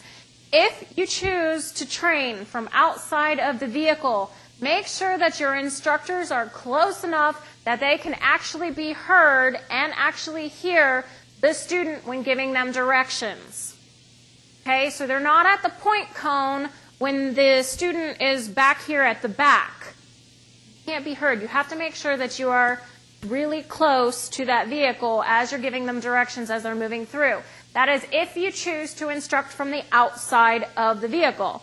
Don't walk away to the snow cone hut a couple of places down and they're over here practicing maneuverability. Or don't go inside the building to fill out your paperwork when they're outside practicing maneuverability. An instructor has to be with the student at all times. All right. Good on time here. Certificates, the online process. We've gotten a lot of questions. We've sent out a lot of emails pertaining to this. This is how it kind of goes. 1, the student enrolls in an online driver's education program. They take 2 hours of actual instruction. The 2 hours does not consist of registration, parent authentication, or anything. This is actual 2 instructional hours. They get that certificate of enrollment. What they can do now is they can bring that certificate of enrollment to the brick and mortar school, to the classroom and behind the wheel providers, bring that to you, enter into a separate 6-month contract with you. You can go ahead and start training them or put them in the rotation to begin the training. All right? Once they complete the online program, once they complete it, they will bring to you another certificate, but it says now that they have completed the online driver education program, and they hand it to you. You either finish if you haven't already provided them the 8 hours, or if you have, now you can issue that final certificate. That certificate that says that they have completed the state's requirements of driver's education. That then they can go and test for their probationary license. Yes, sir.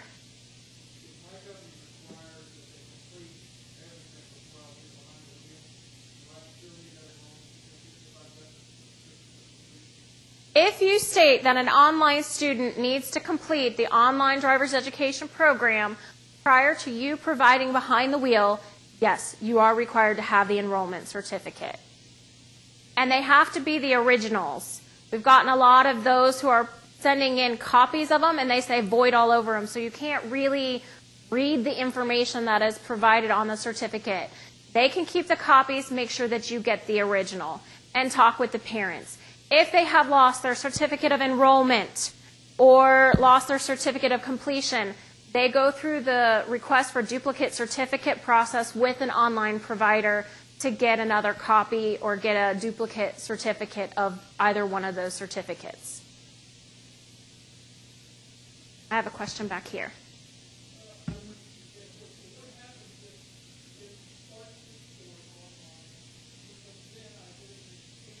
Driver's training, and he doesn't complete his online within that 6 months for me to issue the certificate. If the student fails to complete within the 6-month contract with the online company, their training becomes null and void. They have to start over again. Okay. If they fail to complete within the 6 months there and 6 months with you, which is 2 separate things, their training becomes null and void and they have to start all over again. Okay. Good question. Okay. So if they start, if they don't do their 6 months, if they start 6 months, they get their 8 hours of writing done, they don't get the classroom online done in 6 months, but yet they start the online again, and they get within 6 months, and that time frame falls within the 8 hours of writing, they have to write it again. Kind of lost me in that hole. So let me see if I understand this. So because they're 2 separate 6 months, the majority of students, I can tell you now, once they get that 2-hour certificate, they're going to come to you. So the 6 months are almost going to run parallel. They'll be within a couple weeks, maybe to a month different. So if they fail to complete online driver's education within that allotted 6 months, and in there your 6 months began, and you've already provided them the 8 hours, but now they maybe have 2 weeks to a month before your 6 months runs out, and they have to start the driver's education over the online part over again, but they fail to complete it within your 6 months, it becomes null and void. But the 8 hours that you provided to them, so they'll have to come back and try that over again. But I don't think we're going to have very many students that do that. Online students are going to be pretty aggressive about getting their stuff done. Have any of you seen online students that have actually taken the full 6 months? I don't. You have?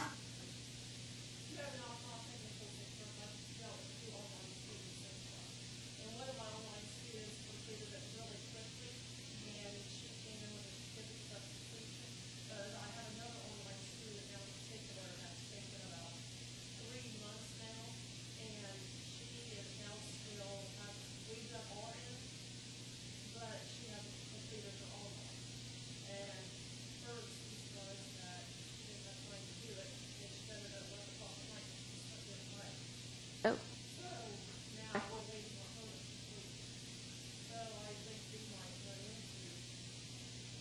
I think that's going to be a rare case, because a lot of what we've seen is that students aren't even taking 3 months to complete their online, and they're getting pretty quickly into the driving portion of it.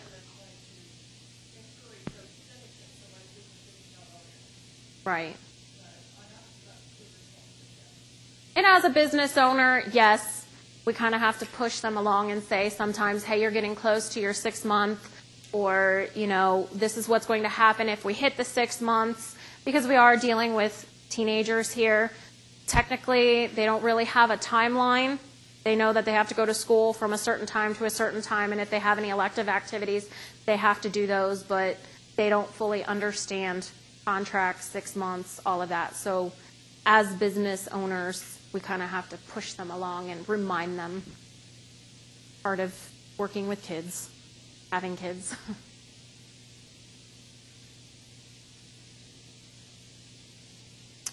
Yes, sir.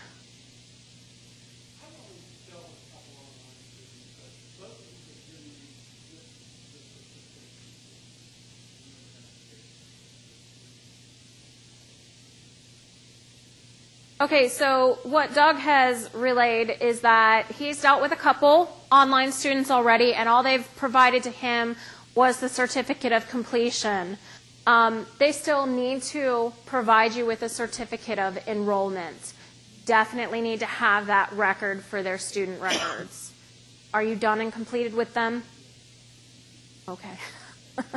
I'll check it next time. Chuck will deal with that.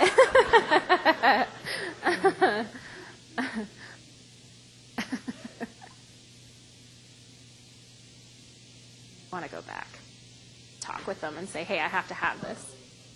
Oh, there you go. It won't be that difficult. Linda had a question.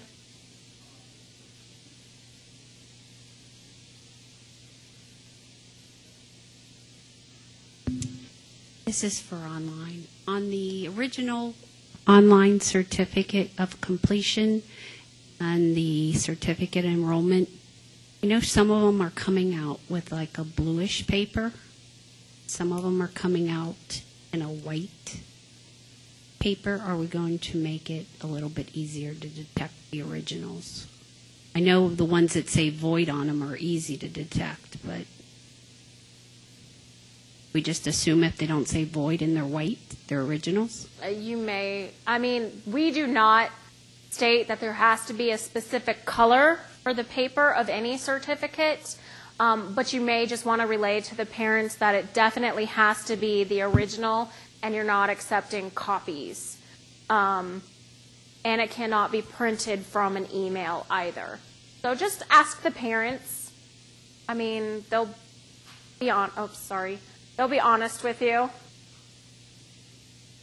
majority of the time.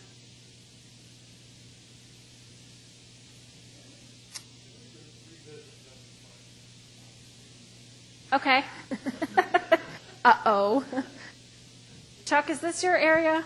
If they do the certificate of completion, if they bring that to you and then you sign them up, I was under the understanding that 2 hours that they completed 2 hours of classroom only was so that way they could start the driving. And I think I asked that question if we needed that 2 hour, if we got the completion, and I was told no, we didn't need it as long as we had the completion. You're required to have both. So if you're completing an online student, you're still required to have both. Okay.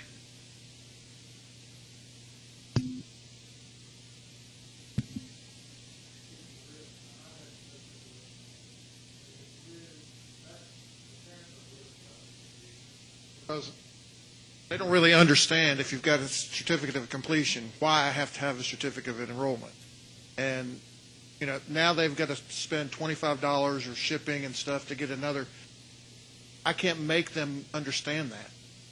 I mean, it's, you know, it really does put us in a spot, though, if they've got a certificate of completion. And I can understand their reasoning. If I've completed, I had to have an enrollment. Everything, it provides a timeline, is what it does. It provides a timeline for you for tracking of the student's progress. I do understand your concerns. We'll revisit that when we revisit the rules. But at this time, you're still required to have that. I don't know how to say, you know, here are the magic words to make a parent understand. But if they have any questions, you can always refer them to our office.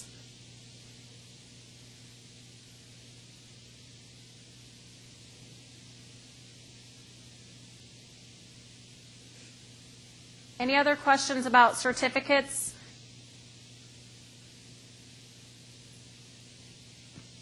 Okay. We kind of already covered this. I think I covered it pretty quickly in the previous slide. But it should be printed out in your printout on how the process works for if you're going to be driving an online student. How their certificates work, and then how it should work for you. We already talked about no copies are to be accepted. Make sure if you can't differentiate a copy from an original, that you just talk with the parent, is this the original copy of the certificate? And certificates are still purchased through the department. Do you have questions about who the online providers are? If you're receiving some sort of certificate of completion and maybe not the enrollment, maybe that's one of the identifying factors to find out if they are approved in the state of Ohio. But the certificates look almost identical to the ones that you issue. And you always have access to find out who is approved through the state of Ohio as an online driver education provider. We've had definitely a few parents and a few students come through and say, I took my online through here, but the school is rejecting it. Well, yeah, because they're not approved to operate for the purposes of the 24 hours of driver's education. They're not approved to operate in Ohio. So I'm sorry, you'll have to go back. Certificates. Again, this is part of the website for those of you who have access. Certificates are placed through here. Not much has changed. Certificates are approved, and this is a policy that has recently come out, no earlier than 24 hours from when you have requested them. So if you pay electronically through that system, it takes 24 hours for us to go ahead and approve those to make sure that the funds are going to be there to actually purchase those certificates. Don't worry, CDL schools, this does not pertain to you.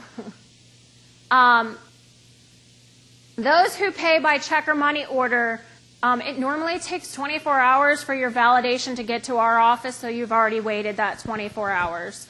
Plus you've waited mailing time and so on and so forth with that. So the 24 hours pertains to the electronic purchase. Don't call our office and say, I just put in an order, I have to have it. Make sure that you are planning well in advance and double checking and making sure to see your need for certificates. If it is over the weekend, we will go ahead and approve all of those that we can on Friday afternoon. So if you know I have an adult remedial class coming up on Saturday, or I have, you know, a few drives that are coming up on Saturday that I'm going to finish students, order Thursday. to make sure that you have enough to accommodate for the weekend period. All right. Otherwise, those that we don't get approved on Friday have to wait till Monday.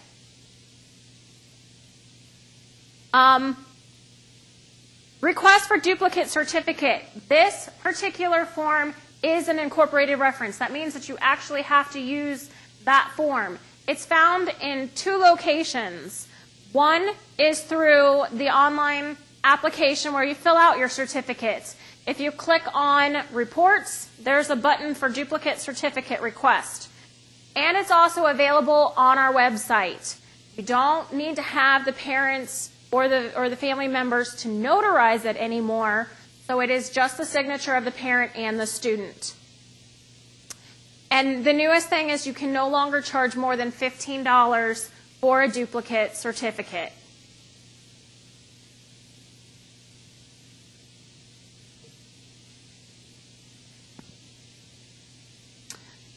The reasoning behind that is they're state certificates.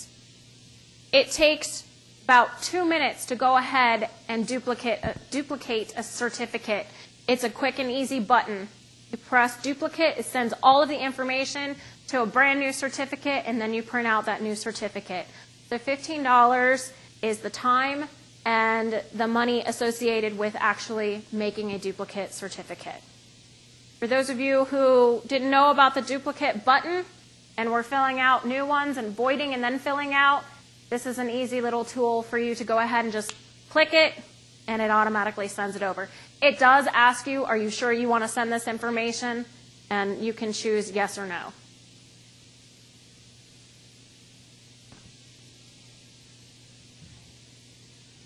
We'll cover this one a little bit, and then we're going to go ahead and break for lunch. And then we'll come back and reconvene at 1 o'clock. So I'll let you know once it hits noon. Training agreements. 6 months. The 6 months start from the first date of training. That means you must be able to offer and provide that training. We talked a little bit about it before. If a student comes to you 4 to 5 days before that contract ends and you've been offering it to them, you've met most of this rule. You've offered it to them. Just make sure that you make a notation in their file to say 6 months extended because they just now contacted my office on this date. It also may be in your best interest to go ahead and document every time that you called them or sent out a letter to them, just to make sure that you are documenting that you are offering that training or making it available to them. Again, it goes off the first date of training, not the date of the contract. You have some wonderful grandparents out there who will purchase a package come Christmas for their teenager, grandchild who doesn't turn 15 and 5 months until March. First date of training. So the 6 months begins that March when they come in to actually start the training. Separate training agreement for online and for driving. Online is required to have parent authentication. There are 4 different types. The biometric, which we talked about in the definitions, what constitutes biometric. We have third-party verification. I've gone through that, and it's kind of different, especially if you're married and you've acquired a last name and they're asking you questions about the spouse's family. Like, I didn't know anything about my husband's uncle, but there was a question about it because our last name's kind of linked. So third party is very different, but I've gone through it. So this is one of the options that you can definitely do. There's other secure avenues that are based upon emerging technologies. This is to accommodate a lot of the new things that are coming out. There are companies that are creating and establishing new avenues that we aren't aware of. So while these rules may be good for 5 years or however long before we review them again, this one kind of captures the other ones that we're not quite well aware of yet or that may be coming out. And then the newest thing is the notarized affidavit. Online companies, if you're going to use a notarized affidavit, you have to receive the affidavit before the student can actually begin the training.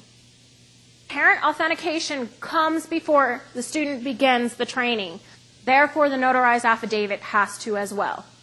We are allowing for this. This is more of a cost-effective way for online companies to go ahead and operate. However, it provides a little bit of a delay than does third-party verification, and it also provides another avenue should something with the third party not be able to connect that specific person. Okay. You are required to have a couple of these just in case something doesn't work. Like the biometric, I went through a voice biometric authentication, and I said 6 strings of letters, and I failed. So in that case, then they have a couple other avenues that they can go back and verify. Okay, so you have to have at least 2 in place just in case. All right, we are actually, do we have any questions about the training agreement? Rod.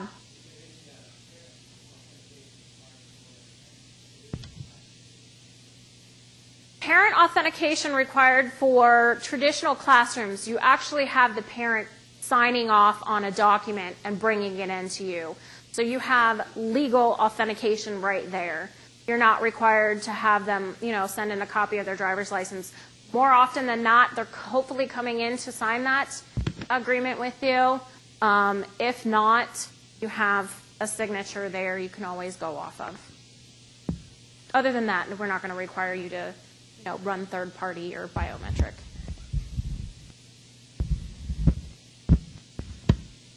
Okay, we are a little bit early, so that means you guys get a little bit of extra time to stretch your legs and take a lunch break. Again, the cafeteria is right here. If you decide to venture out, there are some restaurants right here along West Broad Street. If you have any questions on if anything is located, we can try and help you if you're looking for a particular type of food.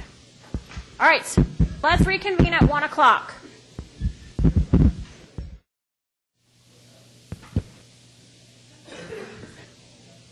Okay.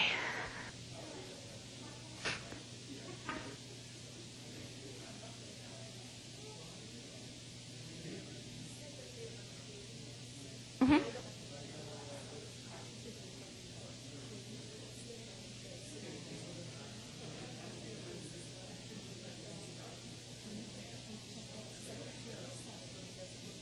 Well, I think it's the projector. It's the projector. Because the projector is...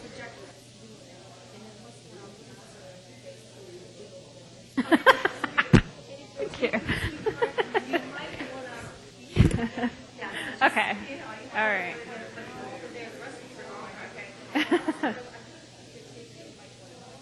Right. Thank you. Thank you. Okay, let's go ahead and get settled now that we've all had a big lunch and we'll be sleeping by 2. Just kidding. This is deja vu. No, I want to take a few steps back and thank you for those of you who have called me out on it. I do want to make a clarification about the teaching degree aspect. We accept the teaching degree only if that person is endorsed for driver's education or driver's training. Okay, so it's not just a physical education teacher looking to take on a part-time job. They have to actually be trained in the driver's education and driver training realm, and it needs to specifically say that on their certificate. Okay? All right, let's fast forward back.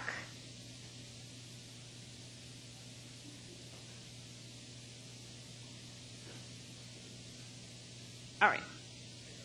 Yes. I love you, Chuck.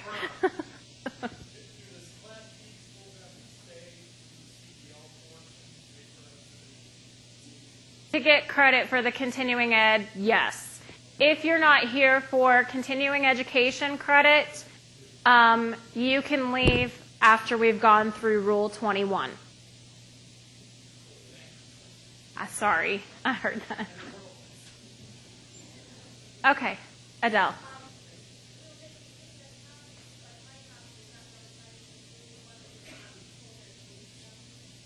I think we have I think we should have about 42 copies that are double-sided.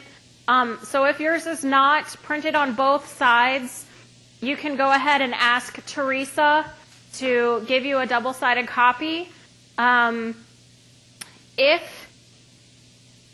you don't get a double-sided copy, I did send this out via email when I sent out the information about watching this as webcasted live, which unfortunately it's not being webcasted live. There's an issue with the server, but it is being recorded. So people will have access to this presentation through our website at a later date. Okay, but it should be in that email. If you didn't receive the email, and I think I have you on my contact list. Okay, if you didn't receive the email and you want a copy of the rules that we are covering today, because you don't have a full copy, send me an email and request for me to send that out to you. Again, if you want to be added as a contact, we'll do that as well. Okay, let's talk about records. A lot of what we do is recorded on documentation, whether it be student records, whether it be business records that we require you to keep. We're also going to quickly address electronic storage of those records. Jared talked really briefly in the morning about electronic storage, that there are a lot of the components that we require for security measures for an online driver's education program. Those also apply to any type of record storage that you're maintaining through a computer database or iCloud. So we're going to talk a little bit about that here in a minute. Student classroom and behind the wheel records shall include, and this goes for both of them. If you are using them as separate documents, both of those documents have to capture this information. If you have it combined on one single page, then the information doesn't have to capture it. You have to capture it just once, all right, not twice. Not once above the classroom and then once above the behind the wheel if it's all on the same document, that same page. You have to have the student's name and their address. You have to have their permit number. You have to have the date of each training session. And this is what we've clarified: actual starting times and ending times. Okay? So what I mean by that is, say your instructor or you yourself go to pick up a student, and they don't walk out of the house till 1:03, and the session was supposed to begin at 1 o'clock. Don't write 1 o'clock you started and ended at 2, because that's not true and accurate information. You have to actually put in the actual starting times and then the actual ending times. So if you're going to give them 2 hours of credit, their ending time should be 3:03 p.m. And then make sure that you document break times. There's a lot of questions. Some of you have seen the new student training classroom or student classroom training record, and on there, and the behind the wheel, on there it actually says break. You can put 15 minutes or you can put 9 to 9:15 if that's when you took your break.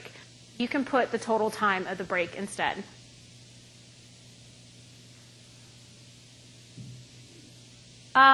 So I want to show you, and it's not, I'm going to walk. Sorry. It says start time, end time, and now it officially says break time on our roster. So you want to make sure that you include something like that. I've seen plenty of people down in the comments box at the bottom. Go ahead and write in break time from whatever time to whatever time. And then the start and ending time, actual start, actual ending time. Okay? Roster shall include, make sure that it includes everything. And if you pre-fill these out, make sure that if the time changes and you get started late or you end late or something happens, make sure that you're actually writing in those times. So if you pre-fill it out and you say, okay, our start time is going to be 7:30 p.m., and then you don't get going till 7:45 because you have a parent walk in and interrupt the classroom, you need to cross that out and actually write in there 7:45 and then provide them the accurate time. So we have the dates, the times, break times, that's brand new. Again, there's been people already documenting we take it from this time to this time. Topic of instruction, instructor of record, and complete roster of students. A lot of this stuff is not really new, but we're seeing that a lot of schools aren't really doing it. They're not filling it out. They're not having the students sign. They're not putting the roster of students. So then we have student training records that say, hey, I attended on this date, and then we pull the roster, and their name isn't on the roster. So make sure that your records are coinciding with each other. Because then there's a lot of issue of whether or not did the student really attend. Is there falsification of the records? Then it becomes something a little more than what you want. Okay? This didn't go.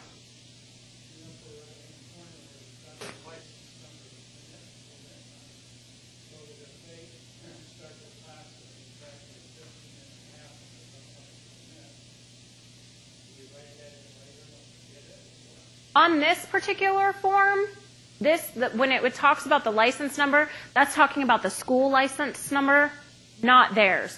So on the student classroom training report, if they don't have a permit as of yet, you just write it in when they actually get that permit. Okay? Your behind the wheel record should document that permit number. So you just have to go back and make sure everything coincides. And besides, it asks, the behind the wheel training record does ask for the date that their permit, like when they got it. So your timeline's going to show that they didn't have a permit maybe for your classroom part of it. But for the purpose of this particular form, license number refers back to the driving school license number, the number that we issue to the school. Class D, this is the instructor behind the wheel training record, and here you can see we have a column now for the break times. So you have your date, start time, break time, end time, hours driven. Full credit. Okay? It has to include the date, actual start, and ending times for each session.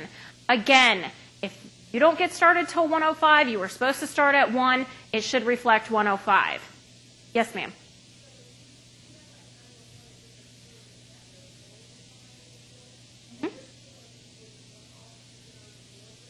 I'm not saying that you have to use our specific form. We make them available to you as a resource. This one, okay? Incorporated references are our forms that you have to use. This one isn't, all right? This is an example of resource for you. So, yes, for those schools that have their own forms, that you've created your own forms, now you have to stick in another column that captures the break time. And make sure that the student assigns off and initials each session. And make sure that on your documents, even though they're stapled together or whatever, make sure that you put the student name. Yes, ma'am.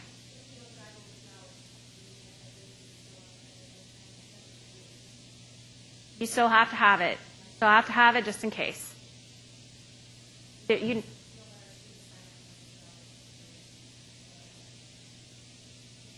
still have to have something there to capture that information should something change.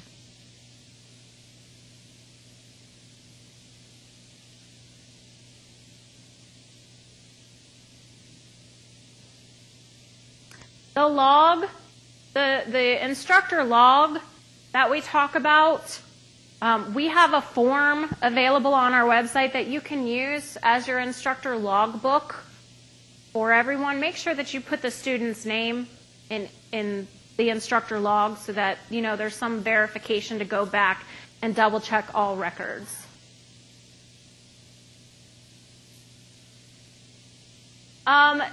All of your records compiled together should be able to capture all of this information.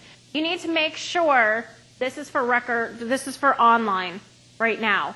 When you call it the student footprint or the student log or whatever you want to call it, it has to capture the student's name and address, has to capture the start and completion date of the program, start and end time of each module. If you don't call it a module, if you call it a lesson, whatever you call it, you have to capture those start and end times for each one of those. You have to make sure that you maintain a copy of the agreement between the enterprise and the student and the parent. So the student should be able to access and print off a copy of the agreement that they have, quote unquote, signed electronically or verified through their authentication. You have to make sure that they have access to that, and you need to make sure that you keep record of that. Certificates. Those are easily done. Just keep track of the certificates that are numbered through, however, the activity log or the student footprint, however you call it. You want to make sure that you're capturing that information. The cool thing that we've done for you is through the online application, we're kind of already keeping track of that. You can go back and access all of the students that you have trained in the past years, back to when you opened, or back to at least 2007 when everything went online. You can track all of your students that way. You don't have to keep a hard copy of their certificates actually in their file. So everything is kind of done electronically. It reduces what you have to store. Final examination, including all questions and responses. Online companies, you need to make sure, because it's randomly drawn from 250 questions, you need to make sure that you are documenting the questions that are actually being asked and then what the student's response is. And that is part of their footprint. Any questions asked during the finals should be recorded. The instructor that answers those questions, the answer for that question, and then the question in and of itself. We want to make sure that the students aren't being provided the actual answers to the questions. We want to make sure that they're being facilitated to actually think a little deeper or reword the question for them. All right. Business records. They shall include a copy of every instructor's license. The instructor is required to keep the license with them while they're training. We talked about that previously. Okay, so you as a business need to make sure that you're keeping a copy of the license as well. Complete copy of the curriculum, what we've given to you today, and the lesson plans. This is new. The new part is the lesson plans. It wasn't written into rule before that you have to have the lesson plans, but it is written into rule now that you definitely have to have your lesson plans, and make sure that you have a copy of them. Every instructor needs to be able to have access to your lesson plans, to what they need to be teaching every day. And if you have questions on how to create lesson plans, we have some resources on our website, but Stacy is really, really good at reviewing lesson plans and letting you know what needs to be included to make it a true and accurate lesson plan. Don't inundate her immediately. Chuck and Charlie will go ahead and look over what you have during your biennial program review. So if they have questions about your lesson plans or how they're structured or how they're set up, and even when you send in the instructor applications, which includes copies of the lesson plans, Stacy can handle that and help you with that. She's really good at it. You're welcome. Current school license, make sure it's posted in a conspicuous location. So when a parent comes in and they're just looking around while they're waiting on you to handle the training agreement part or answer their questions, make sure that there is a license posted that they can see it. If they don't come and meet you at the office where you have it, the license posted, and they come to your training location because your office is a couple counties away, or the next county, and they come specifically to that location, make sure that it's posted so that they can see it at that location. You have to keep copies of all the instructors that you have trained under your enterprise. So, if you have an instructor that you've hired that came from another enterprise, you didn't train them.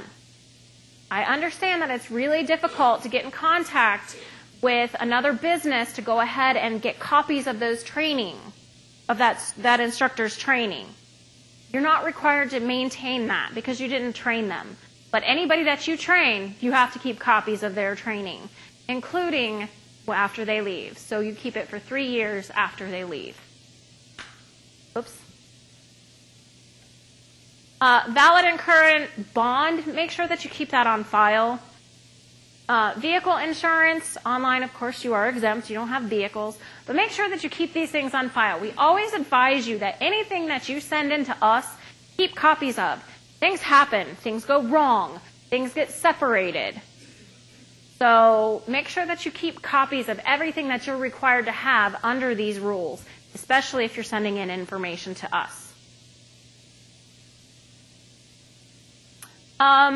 Authorization from the department for those who train persons with disabilities.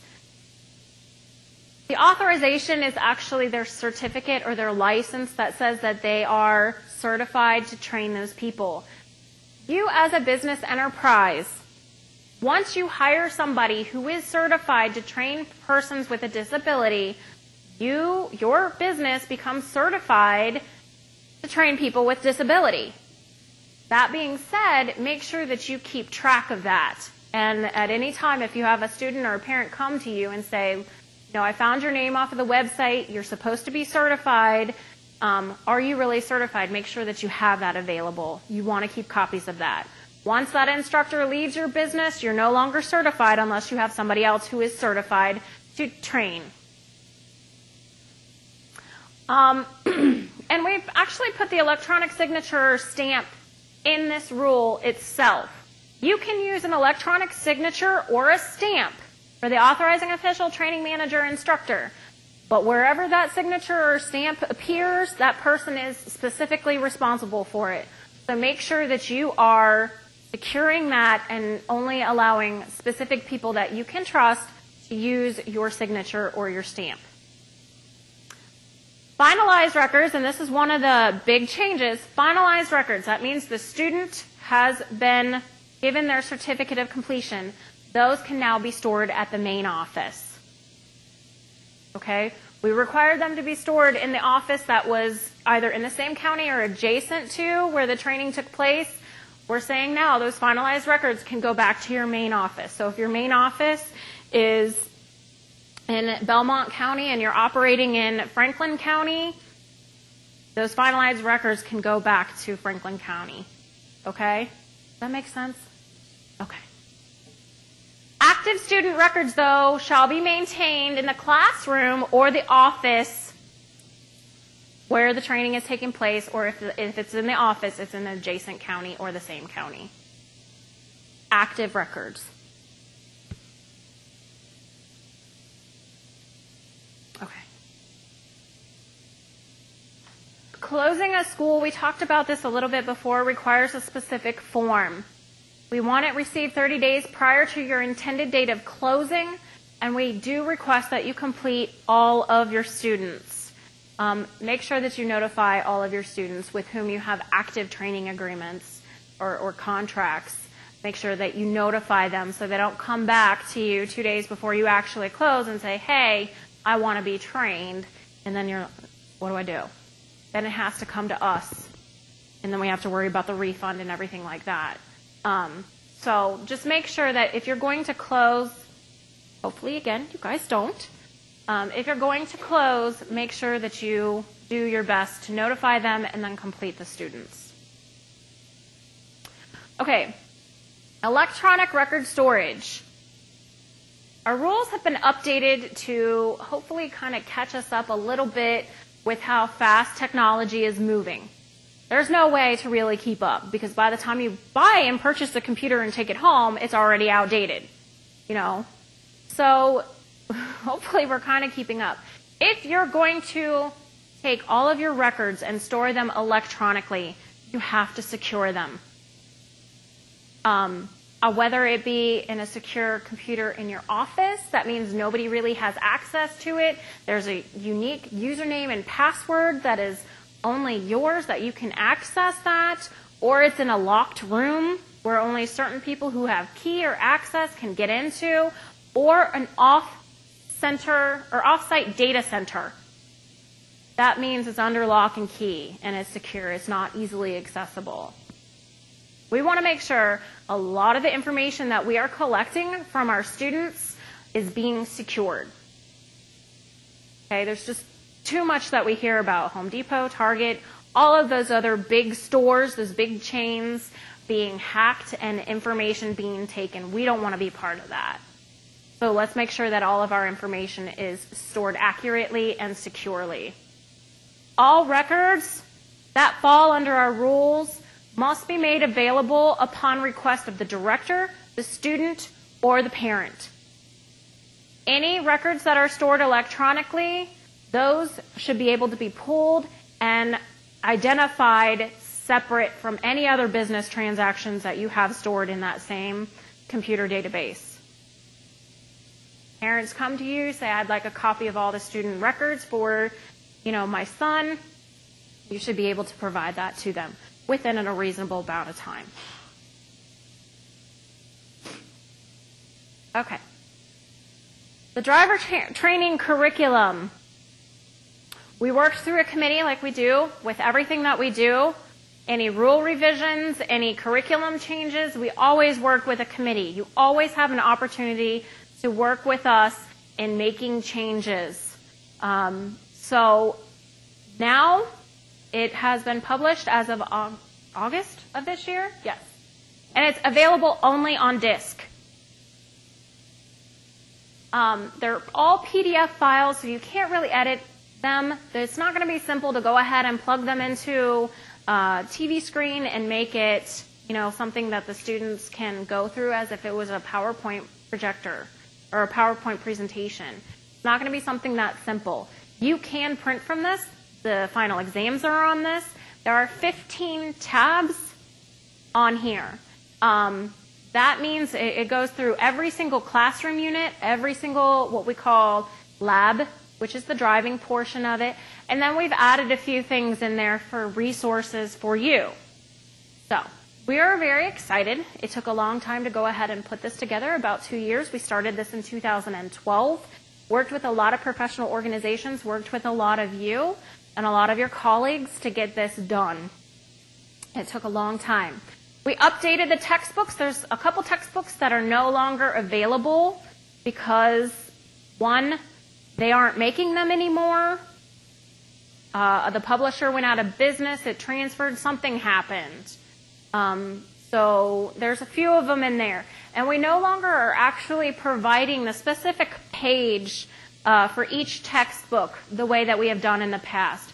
For those of you who don't know how it was set up in an outline format, and then it had over in the side column, it had specific pages for those books that you could refer to.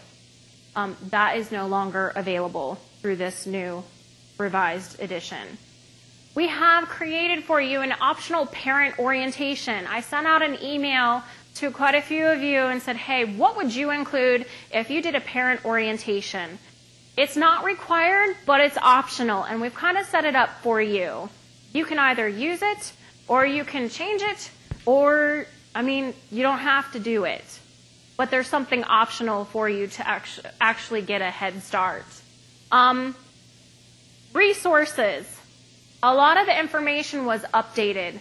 We went through that whole list on every unit number and checked to see if there was still a video available, if the video was still valid, if it had any current information, if it was relevant anymore.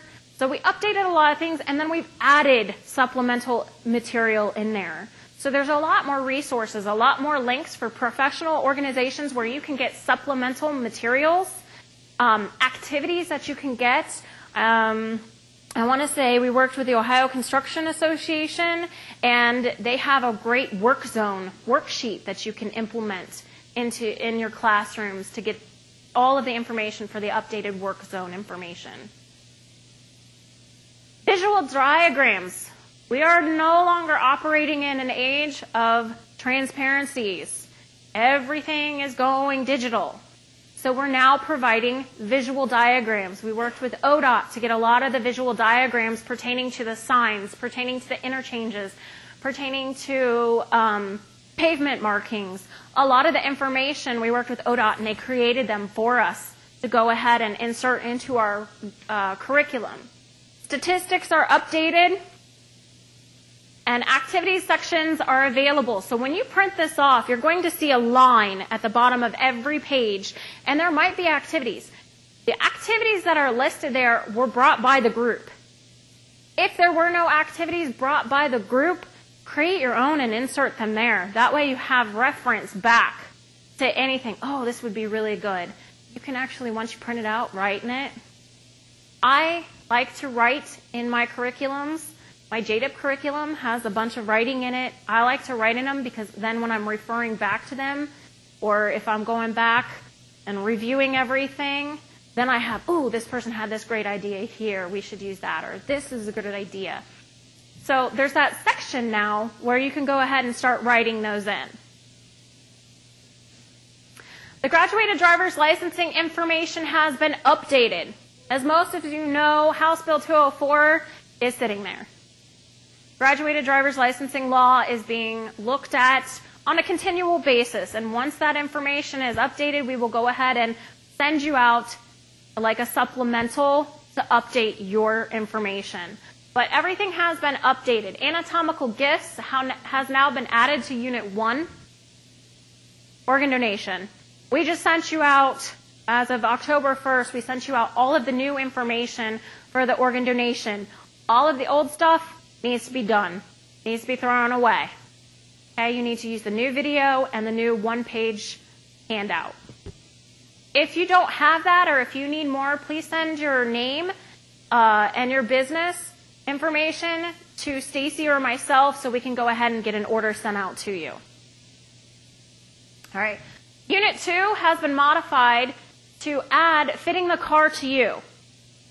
Mature Operator course does a fantastic job. I've seen a couple other courses like CarFit do a fantastic job of educating people on how to get the car fitted to you so you can drive and see, have the best ability to see, your mirrors, everything like that. No, we want to get this to the novice drivers. We want to make sure that they understand that your seats adjust, that your steering wheel adjusts, and that you can sit up. You don't have to sit way back here. They're still going to do it if they want. But to know that they can get a better viewpoint. I know my best friend growing up sat 2 inches away from her steering wheel because she was short, really short. So she sat up like this all the time. No idea that her seat adjusted. I didn't know at that time either. But we want to give them the best advantage that they can so they can drive. So we've added this to Unit 2. Unit 3, negotiating parking lots. Just a lot more information has been added to include in that information. Unit 4, traffic lights. Things are changing. Traffic lights are changing. Traffic signs are changing. There's a lot of outdated signs that we had in our old curriculum. Those are no longer in there. School bus stop law has been updated. Signals and lights have been added, like the beacon signal. How about the hawk signal?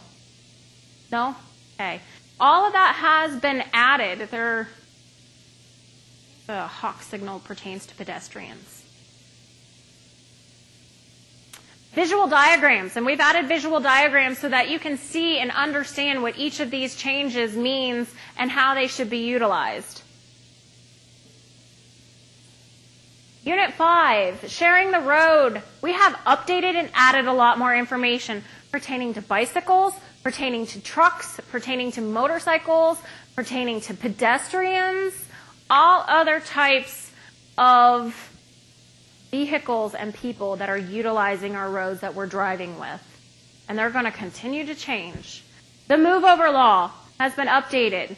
It doesn't just pertain now to emergency vehicles, it pertains to those who are responding to emergencies, tow trucks, that kind of thing. Work zones have been added. Again, the Ohio Construction Association worked with us. They have created a website just for you to add information and keep you updated with that information and activities in there. Specialized interchanges. I don't even know what they're called anymore.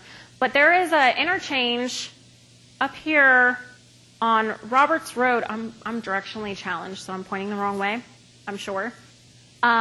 there is an interchange on Roberts Road. When you get off and you drive, go to cross over, you're not on the right side of the road anymore. You're driving on the left-hand side of the road. So a lot of things are really changing, and what it has done, it has improved the flow of traffic, especially getting off at the freeway and handling that area. It's a high traffic area. There's a lot of businesses that operate in that area. Visual diagrams. Again, the new intersections, the specialized interchanges, the work zones, there's visual diagrams in there. Print them off and use them. Hang them as posters. Do something with them. But they're there for a purpose. The Ohio Good Samaritan Act for emergency care has been updated. How many of you are really aware of what that is? Good. I like that. A few of you. It has been updated. Make sure that you take a look at it. Headlights in the rain. That has been a while coming. Make sure that is now listed specifically in the Ohio driver training curriculum. Make sure that people are teaching that. We have found that a lot of people are not teaching new information. A lot of people are still kind of keeping with the old ways. So this has been updated. Multitasking. So in Unit 9, which is driver fitness, we're now going to talk about the topic of multitasking, which takes you right into distractions. Passenger distractions. We're going to talk about peer pressure, drug classifications. We have actually updated those, and there are visual diagrams to go ahead and assist with the drug classifications. And then what we consider the OVUAC, which is what a lot of states refer to as zero tolerance law, operating a vehicle under alcohol consumption, underage consumption, thank you. Underage consumption, there's a resource sheet in there. Those of you who are JDIP certified, it looks very familiar. And then insurance limits. In December of last year, most of you are aware that the legal limit or the minimum limit did increase for insurance. Make sure that you are teaching that in your classrooms. We didn't make any changes to the behind the wheel labs, so those are relatively the same. The final exams have been updated. You cannot modify them. You can no longer create your own. You have to use the state's exams.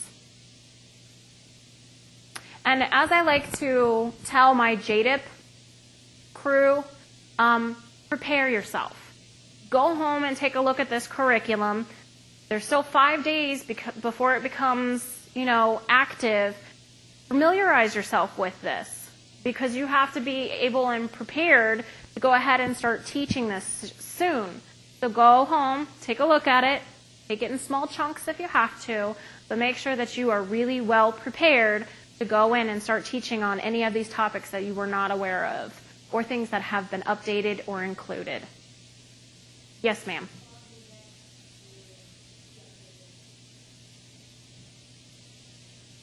You need to start working these in. But you as a curriculum, you have to get those changes written in and submitted to us by January 31st. Okay? So once this curriculum goes active, you need to make sure that you start modifying your lesson plans and get your instructors on board with that. Hey, there's a good plug. Get your instructors up to date. Continuing education requirement. Cover the curriculum. I bet you anything, a lot of them, if they don't teach in the classroom actively, or if they don't teach both, they're probably a little bit behind on what's being taught or what should be taught. One of the newest things that we've done is we've included a teacher resource guide. This kind of helps you when you're preparing and you're training your instructors and you're doing the administrative portion of their training. This is going to help you. These particular topics, running commentary, you have to cover that for the behind the wheel portion of their training. Well, here's some information. Just take a look at it, expand upon it. Take whatever you want from it. Teaching techniques, teaching the hearing impaired.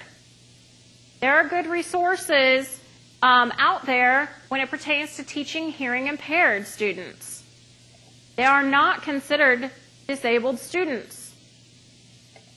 Developing lesson plans. Here you go. Stacy's already put a lot of what she knows down on paper right here into developing lesson plans. Effective use of videos. All right, there's a lot of really good stuff. And one of the biggest things, social media. Use of social media. This is really important for your instructors to know. If they're going to have a private account through any social media site, make sure it's private. We talk about under there also the use of Facebook and messaging. Those things don't go away. They're there. Okay? We've had to deal with them a little bit already. Teachers in the school districts have had to deal with it.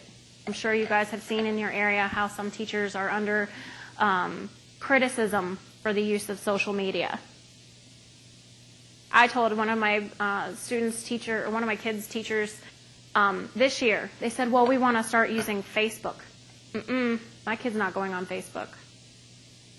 I'm sorry. I don't think that it's relative. Out-of-state policy. For those of you who train students who come from other states that have had some sort of driver's education, the policy is now in the teacher resource guide. So you can access it. If you don't understand it, you still feel free to contact us and we'll walk you through the process. Vehicles. Not much has changed. One of the biggest changes coming up, I'll show you. Still have to be equipped with mirrors, instructor brakes and seatbelts, and those seatbelts must be used. Back and front. The student driver sign has to be on the front and the back of your vehicle. It must be 3 inches tall, reflective. And now one of the things that we've added in is contrasting in color, and it's legible. So if you're driving a white car, don't put white sticker student driver. Nobody can really see it unless they're coming up upon it. And if it's reflective, the only way they're going to see it is at night. So make sure that it's legible. That's one of the changes. It has to be annually inspected. This is not a change. Yes, ma'am.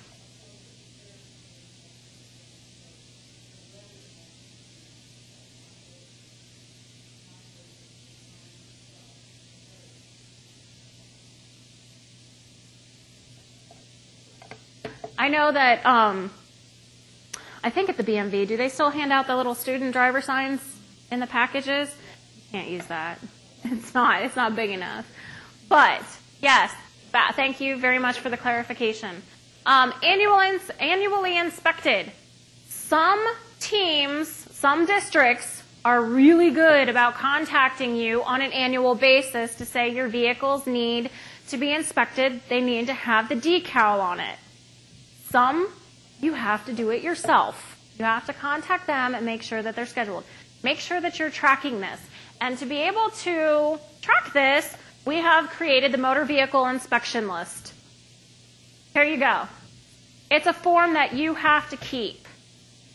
When the inspectors come out, they can write the decal number on it. For trucking companies, for CDL schools, it's the CVSA decal number.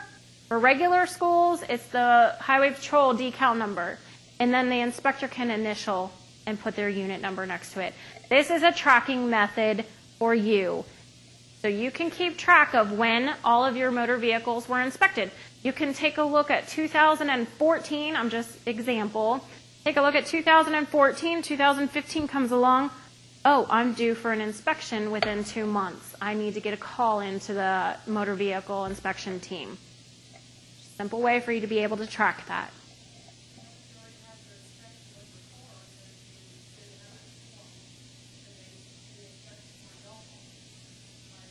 You don't have this. This goes into effect Saturday. So if you've already had your annual inspection, you start using this next year. Or if you get a new car put into your fleet, start filling it out from there. Yes, you do. Absolutely have to use it.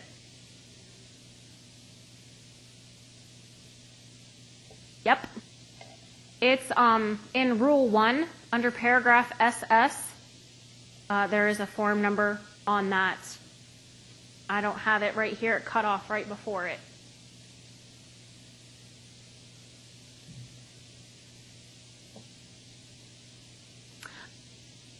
Rules 16 through 19, no changes. We are scheduled to appear before JCAR down at the State House December 15th, 2014. If this is your last opportunity to make any public comments pertaining to these specific rules or any other rules that I've identified as a no change, this is your chance to go ahead and make comments at that time. Okay? December 15th, and as always, is at 1 o'clock. 1 o'clock in the afternoon.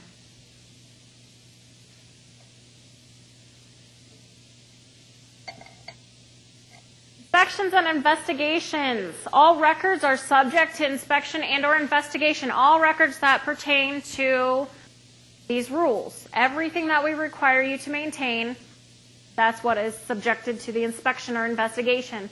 Make sure you make them available upon the request of the director, and as we talked about previously, parents and students as well. Records include student records, business records, instructors, etc. Again, everything that is covered by this chapter. For online companies, this means information technology infrastructure. This is one of the changes in this rule. We have just modified to make sure that it includes this information.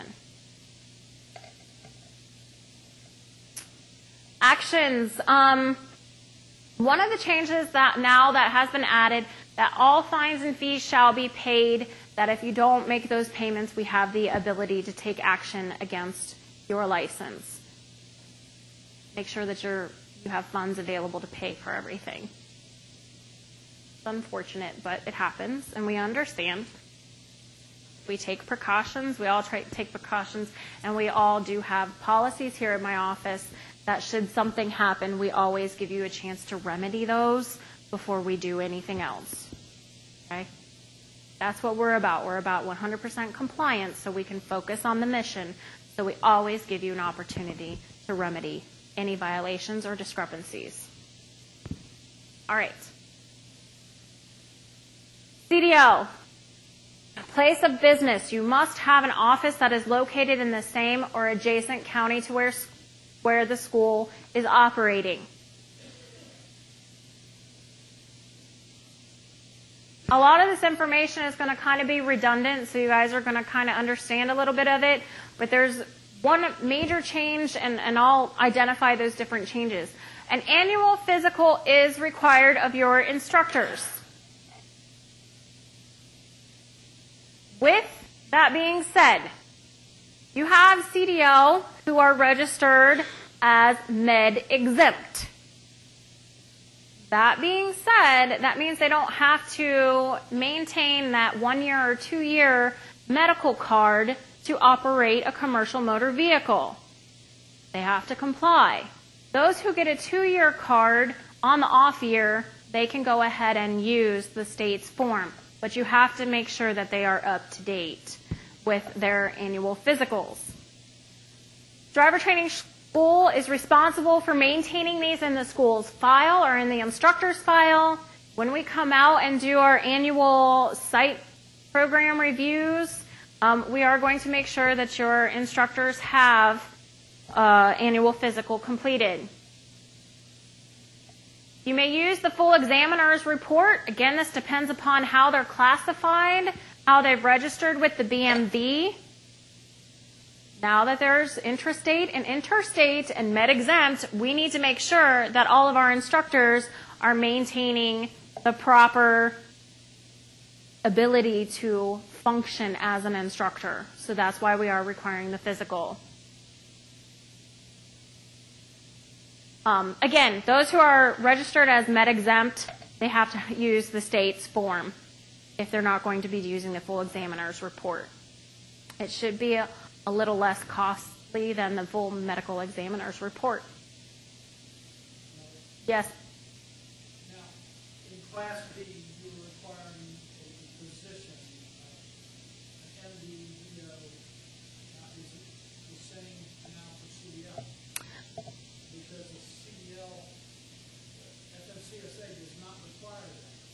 CDL is a little bit different because the FMCSR requires that they are now approved to be the physicians to sign off on those. So we'll take that into consideration because you are technically abiding by a federal standard. So yes, but when it comes to the state form, you want to make sure that it is a physician. Okay? You're welcome. Doug.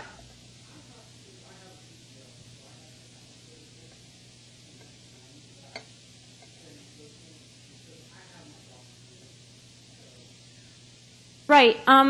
This is a fair enough question. Unfortunately, just because you maintain a CDL, but because you are a licensed Class D instructor, you have to use the state's form. Okay? Yes, ma'am.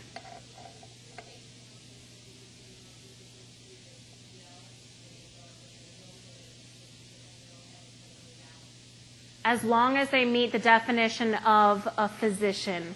For the state's form, for the state's medical form or the physical form, it has to meet the definition of a physician who signs off on that form. If the person signing off on the medical examiner's report does not meet the physician's definition, then they cannot sign off on the state form. Okay.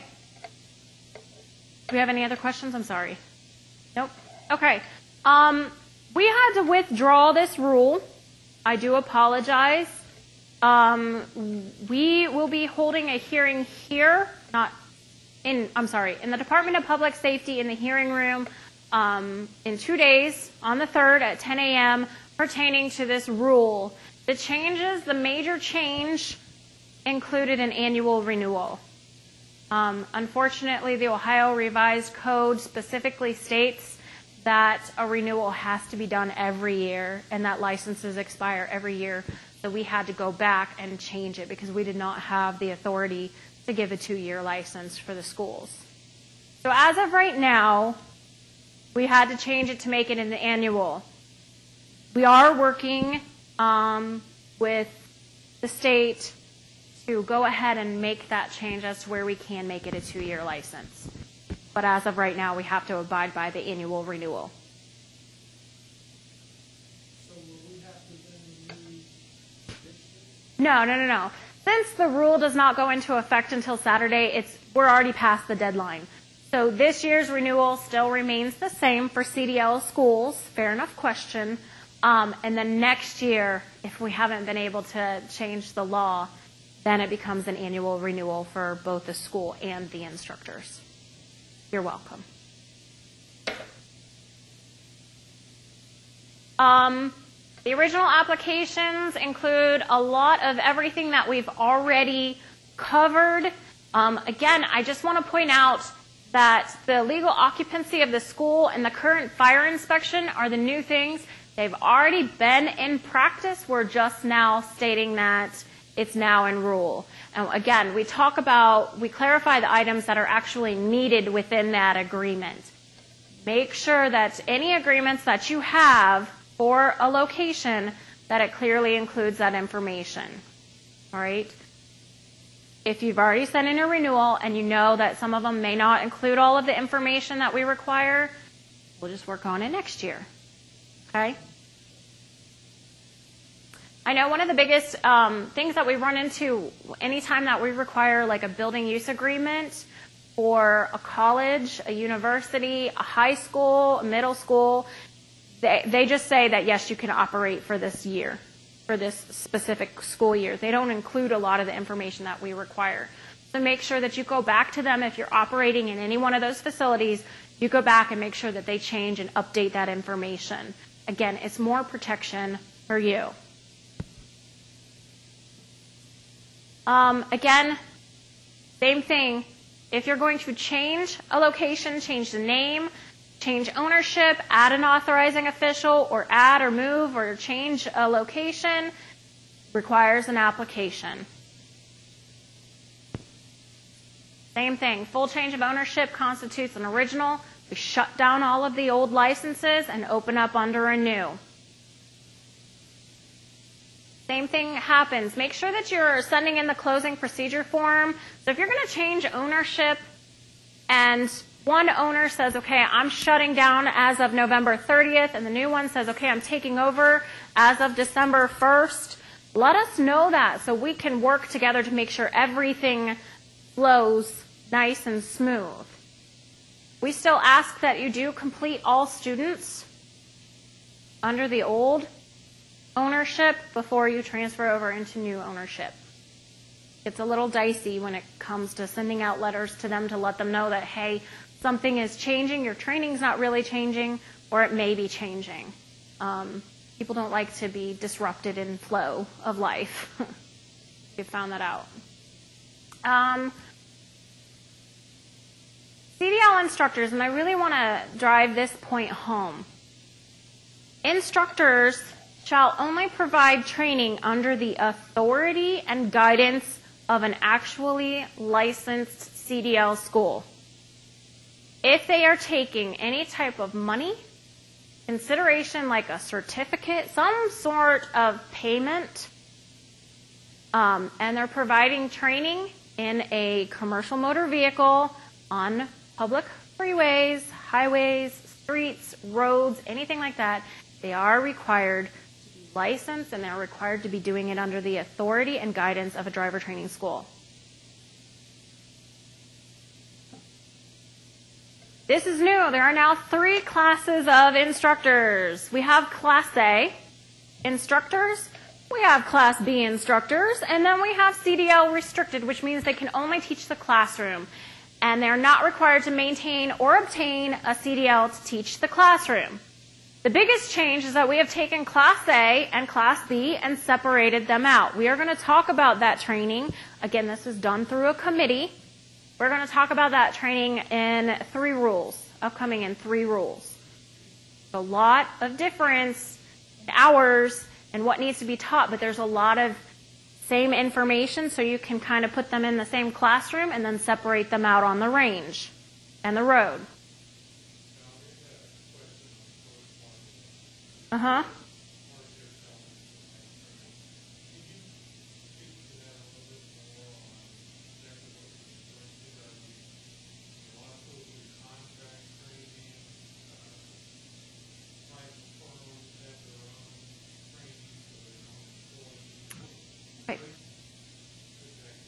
You've mentioned a couple things. So under the state law, there is an exemption for requiring to be licensed to offer training. And the exemption is if it's a commercial motor carrier who is training their own employees, and they aren't charging anything for it, but they're training their own employees to work for them, that's exempt. They are not required to have a license. However, if you have an individual, even if they are licensed as a CDL instructor, if they are on the side training somebody for, say, $200 for 2 hours, they'll take them out in their own truck or a truck that they rented somewhere, and they're giving somebody lessons just so that they can go ahead and pass the exam. They're operating without a license, because the instructor license itself is attached to the driver training school. If the driver training school does not say, yes, you can take them out, and we're going to document and we're going to train them for 2 hours on the roadway, yes, go ahead and do that. If they're not doing that, if the instructor is not doing that, then they're operating without a license. They need to be licensed as a school if they're going to start providing training. That's the way that the law is written. Does that make sense?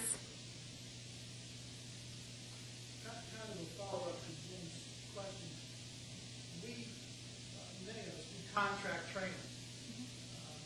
We go in, the employer pays us. We don't get paid from each individual that we train, but they may only want pre-trip inspection or shifting or this or that. So we're not giving them the approved curriculum. We're just training their employees for a certain skill set. Are you doing it on the range or in the classroom?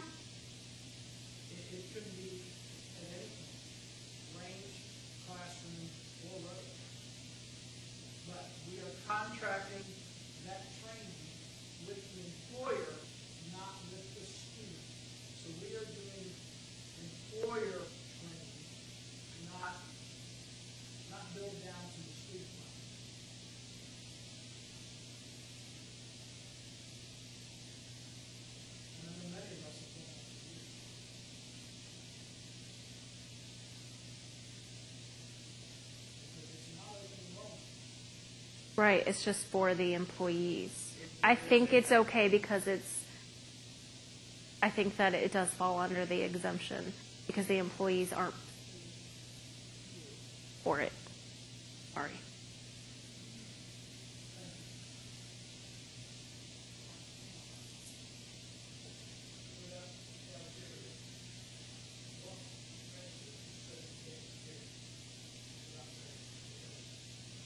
I'm sorry, say that again.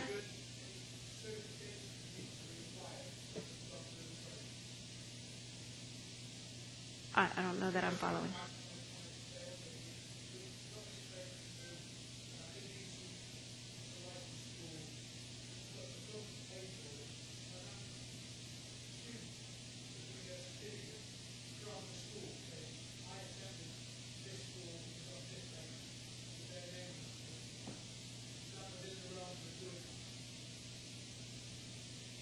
Make sure, I don't think that I'm following. Let me make sure that I'm following, okay? So correct me if I'm wrong. So what you're talking about is you have a person who is going through the exemption. So they're an employee of a commercial motor carrier, and you're training them through a contract with the carrier. They don't get a state certificate unless they're training at your facility. If you're training them through the commercial motor carrier's site for their employees, they don't get a certificate unless they're contracted with, Cuyahoga Community College to take the training at one of your licensed facilities.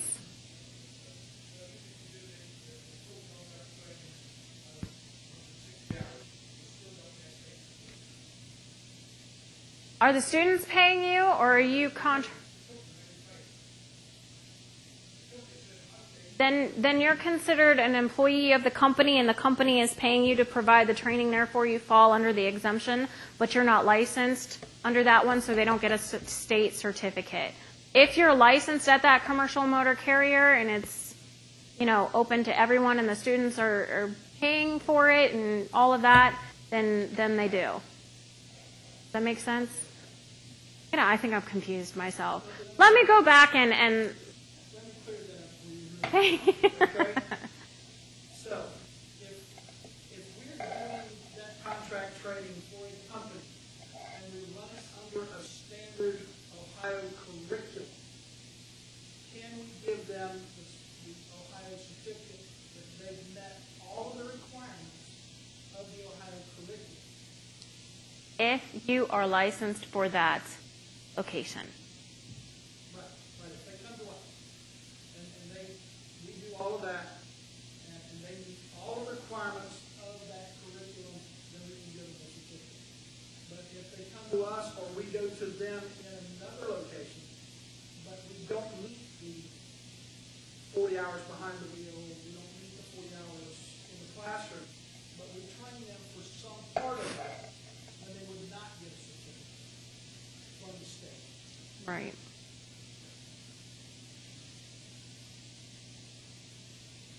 Go back, and I'm going to, because you guys kind of threw me a little bit, go back and make sure that what I am telling you is correct. Because there is an exemption, and it clearly states that if it's the employer for the purposes of the employee, then you don't have to be licensed. But when it comes to the contract, does that then qualify you to be considered an employee for the employer? Okay, let me double check with that and make sure that we are clear, and I'll send that out to you in an email. Make sure I write it down.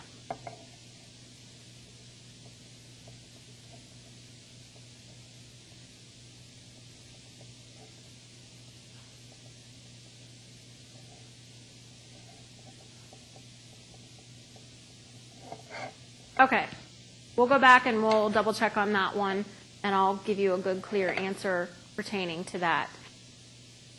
But back to the original thing. A lot of what we're seeing happening is instructors who are licensed are starting to pick up side jobs where they're providing training for students who are just looking to pass the exam the CDL exam, and they're taking money for that, and they're using it under the auspice of their license. But their license in no way should be used for that, because if the school is not blessing that training, so to say, they shouldn't be doing it. In that case, they fall under the definition of a driver training school, and if they don't have that license, they're operating without a license. Okay. All right. Applications for CDL instructors include the same, BCI and FBI, current driving records, again, not through some MVR through which you may have some sort of agreement to pull an unofficial driving record. You want to make sure that it is through the BMV. Passport photos, again, plain solid background, must be taken within the past 60 days. And if you're going to submit them electronically, TIFF or JPEG format. Fee of $25. CTI test, commercial training instructor test. Make sure that they go and take what is applicable to their classification of vehicle. If they're a Class B instructor, they need to take the Class B instructor test. That includes pre-trip, it includes maneuvers, and it includes road. All right, in addition to the written part of it. Now, for restricted instructors, they take the basic driver training instructor test. They maintain a Class D driver's license. They can't go out and take a Class A instructor's test because they can't go out and they can't drive that particular vehicle. Okay, so they do the driver training instructor test. If they are a restricted instructor and they have a Class A, they need to take a Class A test. Make sure you include proof of training. That has changed because we now have 2 classifications. I'll talk about that in a minute. Proof of CDL as applicable. Again, if they are a classroom restricted instructor or CDL restricted instructor and they have a Class D, they can't provide you proof of a CDL. Rightly so. Class A instructor training. Training managers, listen up. It has changed. 3-phase. The first phase is the classroom phase, the administrative phase. The classroom includes now observation of 18 to 20 hours. So they're going to start out of the 40-hour classroom portion of it, observing 18 to 20 hours.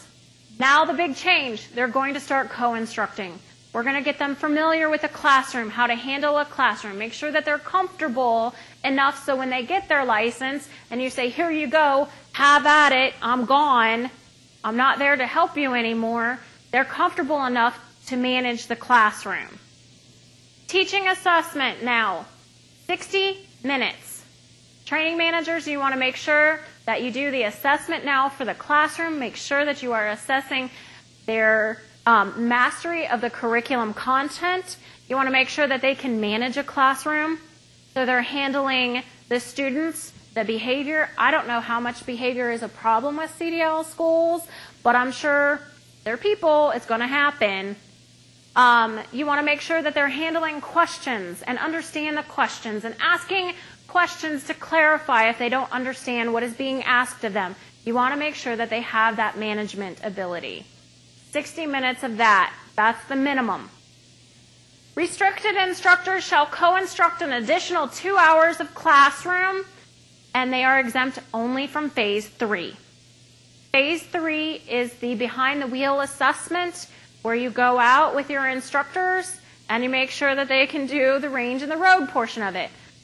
They're exempt, or if they're restricted, they can't drive the vehicle, so they can't teach somebody to drive the vehicle. But we definitely want them to observe.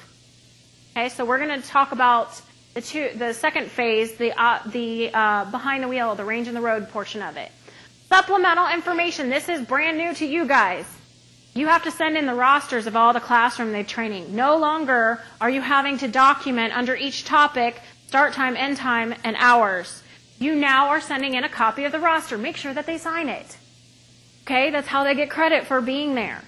Should have 40 hours worth. We will double check that and make sure that you have 40 hours worth. Lesson plan. When I talk about lesson plan, I'm talking about the time when you are assessing them. That 60-minute interval where they are teaching. Make sure that you send in the lesson plan.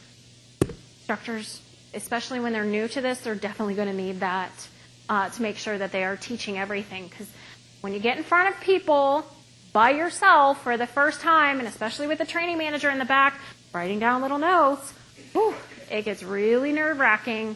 So make sure that they have something to go off of. They have a lesson plan. A copy of that is sent in with their application and your assessment. There are assessment tools available on our website. You may need to modify them, tweak them a little bit, but the applicability of the assessments that are there, they could apply to you as well. All right. Phase 2 and Phase 3 for Class A. We haven't even gone to Class B. Second phase is the 40 hours of range and road. You have the administrative portion of it, and now they're going to observe. They're going to observe the behind-the-wheel portion of it. For those who are classroom restricted, they need to observe. The classroom and the range and the road go together. You want to make sure that they have full understanding of what's being taught in the classroom is now hands-on behind the wheel of a truck, and they get to see it in action. Okay? So the training comes together. Again, if they are restricted, they're observing, and then they're exempt from the Phase 3 part, which is the actual assessment part, where you as a training manager will ride with them as they're teaching behind the wheel and range. Supplemental information, again, the assessment pertains to Phase 3, so during the time that they are actually teaching a student, and it has to be a student, not another instructor. And the student behind the wheel training record for that particular student during those 2 hours. Or training records, depending upon how many students they teach within that 2 hours. Class B, pretty much similar, only the hours are much reduced. You still have the same 3 phases, the administrative, the classroom. They're observing now 4 to 6 hours. Co-instructing for 6 to 8 hours. Teaching assessment, 60 minutes. It's the same, except for the hours. Restricted instructors shall co-instruct an additional 2 hours of classroom. They're exempt from Phase 3 only. Again, deja vu. We've already covered this. We've already been there. Supplemental information is all the same. Phase 2 is now 28 hours of range and road. Not 40, 28. This has been greatly reduced. Again, behind the wheel, observation. And then in Phase 3, your Class B instructors are actually teaching behind the wheel for a minimum of 2 hours in a Class B vehicle. Okay? So at Class A, they're training in a Class A vehicle. Class B, they're training in a Class B vehicle. Good reason for that. Supplemental information, again, still the same. All of this is now going to come in with your instructor applications. That being said, Class A license holders can drive Class B vehicles. Class A instructors can teach Class B vehicles.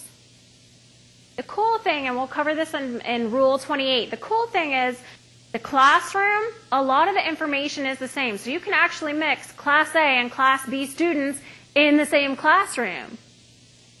The only difference is when you get them out on the range. When you get them out into the vehicles, then they separate because they have to drive different classifications of vehicles.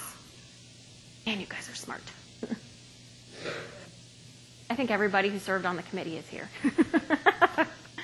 So anyways, moving on from that. Physical, states form. If it's on the states form, it has to meet the physicians. We've already talked about that. Or you can use the medical examiner's report. They have to be certified or somehow approved by the FMCSA to go ahead and perform this specific report. Online sexual harassment course, same thing. It's required of all CDL instructors as well. There's no cost, it's just time. Get them into the campus, the training campus, get them signed in, logged in, and have them go through the course. It's the same thing. It's about professionalism, keeping it professional, staying away from sexual harassment, and what to do if it happens. Not how to get out of it, but what to do if it happens. Just want to clarify that. What to do if it happens, especially if you're the instructor and it's happening with your students, or if it's happening to you by one of your students or a coworker. Okay? It covers all aspects of it. Again, we are looking to implement this early this next year. So we'll get all of the information out to you. I want to hope that you guys are going to disseminate the information to your instructors and help them get ready and prepared, especially those who may not have a computer at home. There is the public library, or you can be, super kind and set it up in your office and have them come in and make sure that they do their 20 minutes of sexual harassment training. Certificates will be provided. Again, it will be tracked.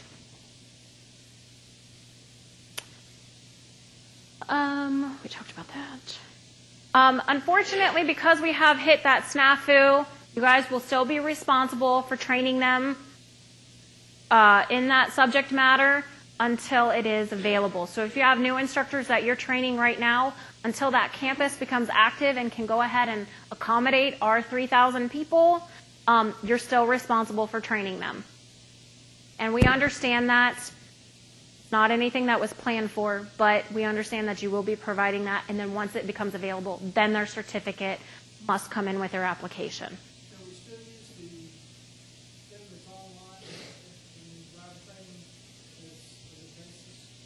Absolutely. Absolutely. There is a resource online that talks about sexual harassment. It's very basic. So you can take that, what we have made available, and expand upon that. Use it until we can get the training campus up and going. Again, it'll be required annually once we get it up and going.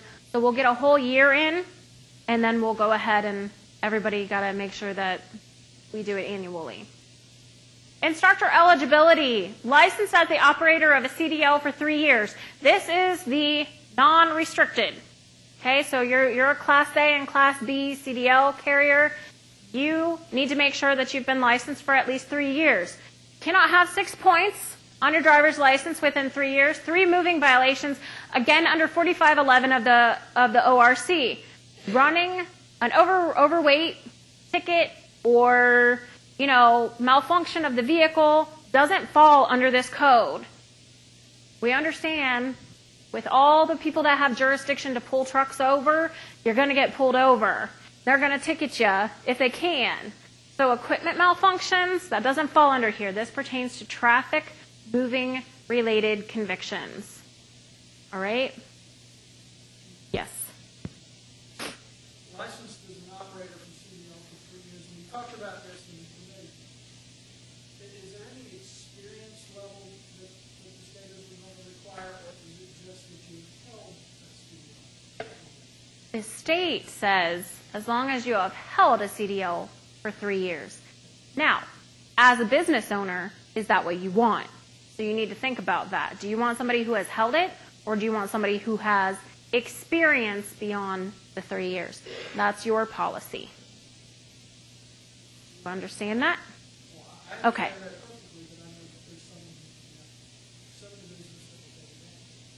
Yes, there's always going to be people that take advantage of the way that things function and the processes and everything like that. But again, it's your business, so you kind of have to make sure that you set your policies. If you want a higher level of professionalism or instructor, a higher level of instructor, that's what you set. Yes?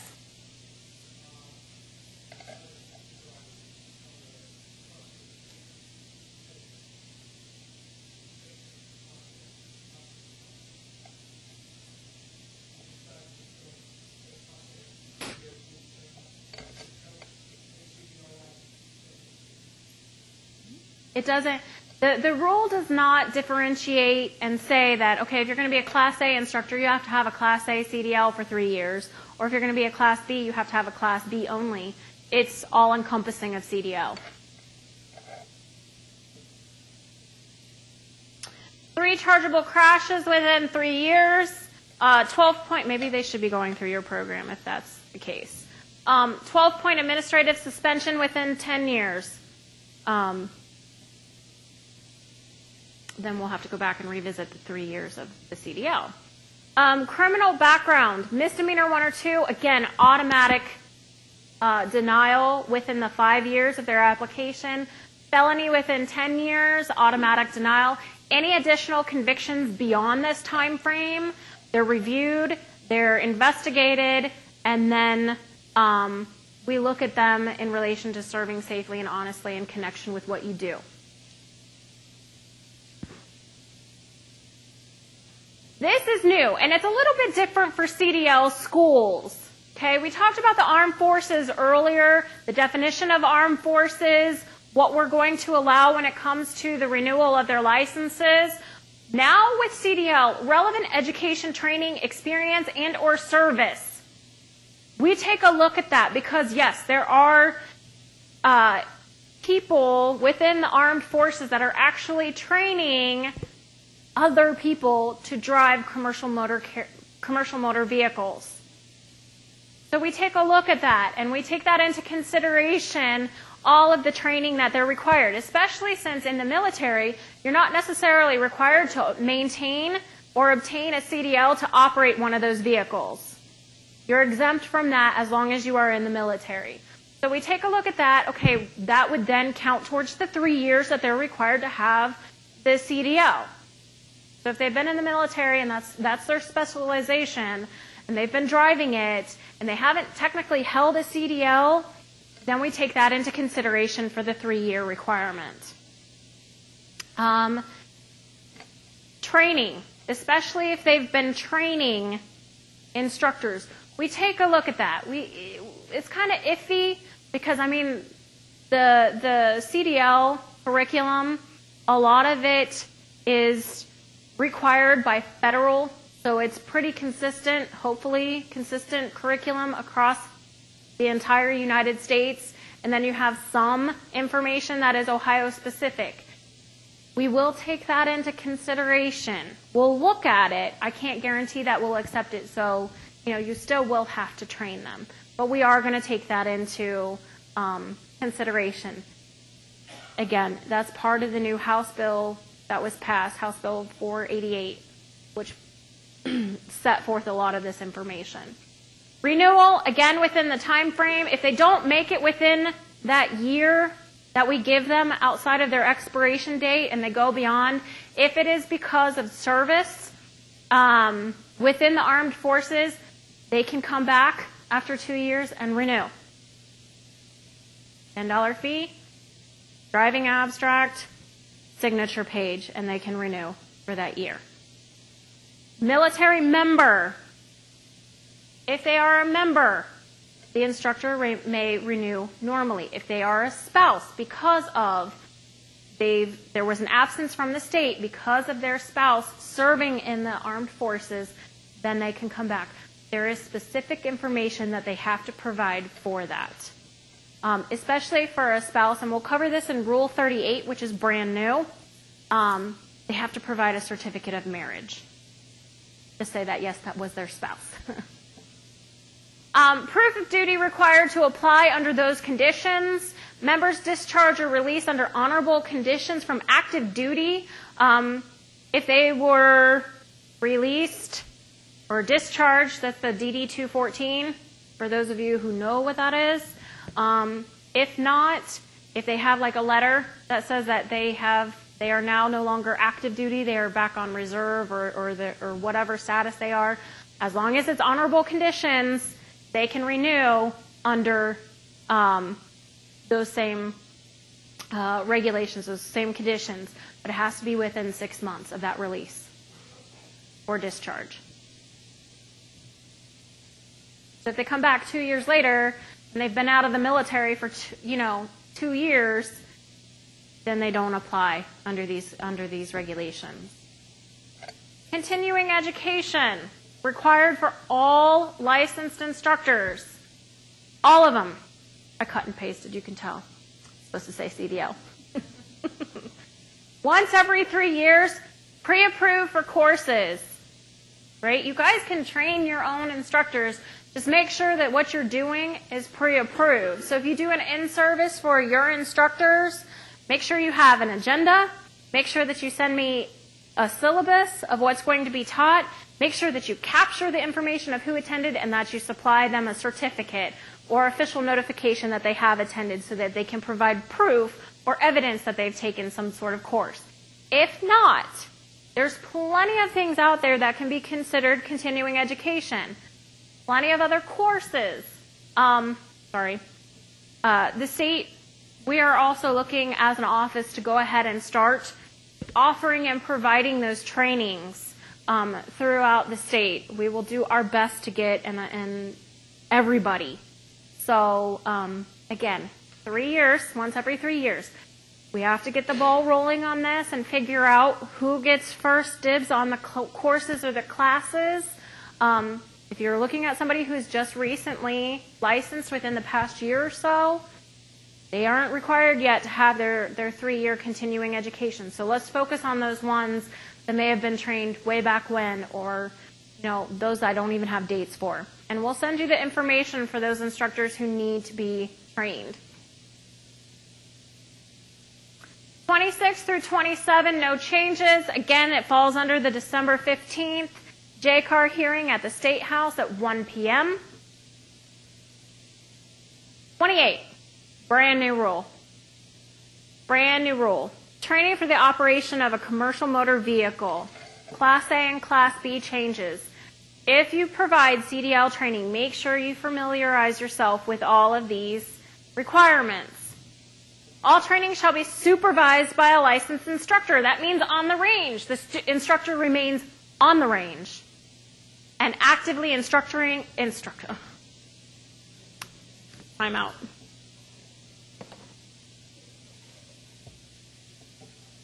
Okay. Back. Actively instructing, almost did it again, and monitoring students. They cannot be off on the side in their personal vehicle handling a cell phone call. That's not the way it's supposed to happen. It happens. You guys laugh, but I hear it all the time. They can't be inside the school filling out documentation while you have people that are trying to shift, that are trying to dock, that are trying to perform some type of maneuver on the range, and the instructor is nowhere. That is the purpose that they are there, is to teach them and guide them and make sure that they can actually move that vehicle the way that it's supposed to move. Okay? This is clearly written into the rule. If you have instructors who aren't doing their job, point them to this rule. No more than 10 hours. 10 hours of training a day. That's the way that it goes.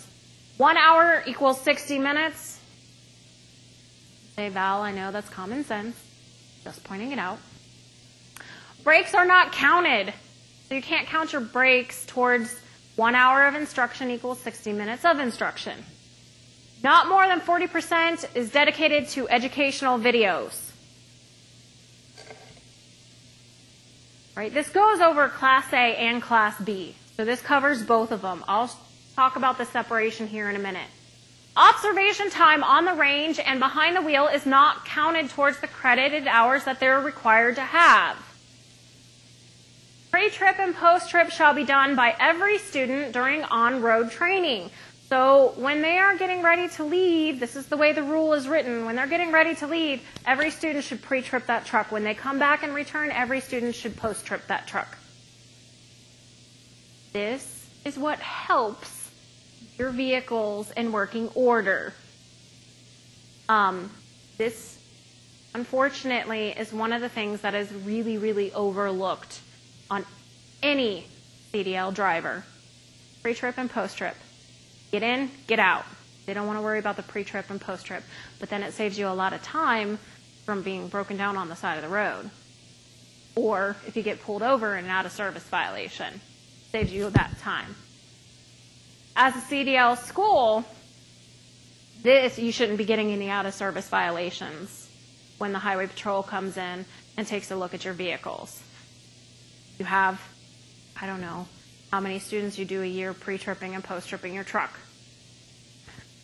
All right. I'll get down off my pedestal and move on. 1 instructor for every vehicle, 5 vehicles on the range. That means that when you have 2 students assigned to each vehicle, that's the maximum. They get 10 students maximum. No more than that. And you can only have 2 students assigned to 1 vehicle. Okay. Thank you, Doug. I think Doug caught on to that. All right. Class A, here's where the separation comes into play. It's 80 hours, 40 hours in class, 40 hours on the range and the road. And then the range and the road is split from that 40 hours. 10 hours, specific range, specific topics. 10 hours, specific road, specific topics. 20 is designated for the student's needs. It is the responsibility of the training manager and the instructor to know what the student actually needs.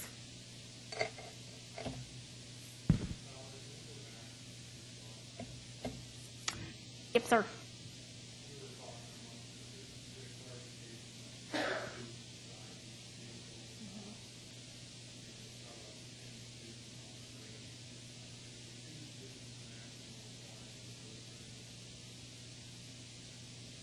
No, this talks about range only.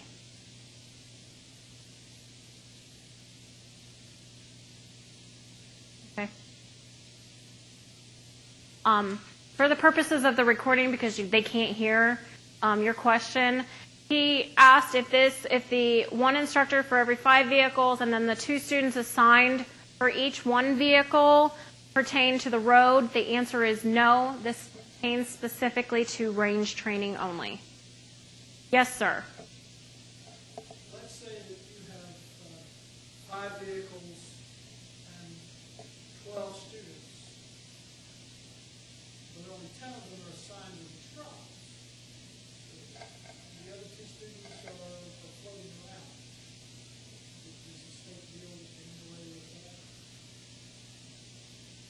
I mean, they can be observing, but I mean, floating around. Well, their class would be 30 and maybe 10 or 12 trucks. So you've got a maximum of 20, 24 that you can put in the trucks.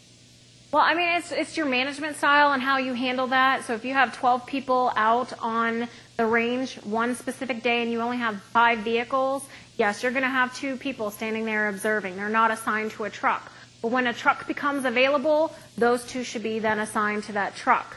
If they're not going to be assigned to a truck that day, maybe you should tell them, we'll come back and schedule you for another day. Or they can head out on the road. Whatever. It's your management, how you handle to get them trained. Okay? But the floating part of it, I mean, they should be observing. They should in no way be in the way of any of the operation of the truck. Okay?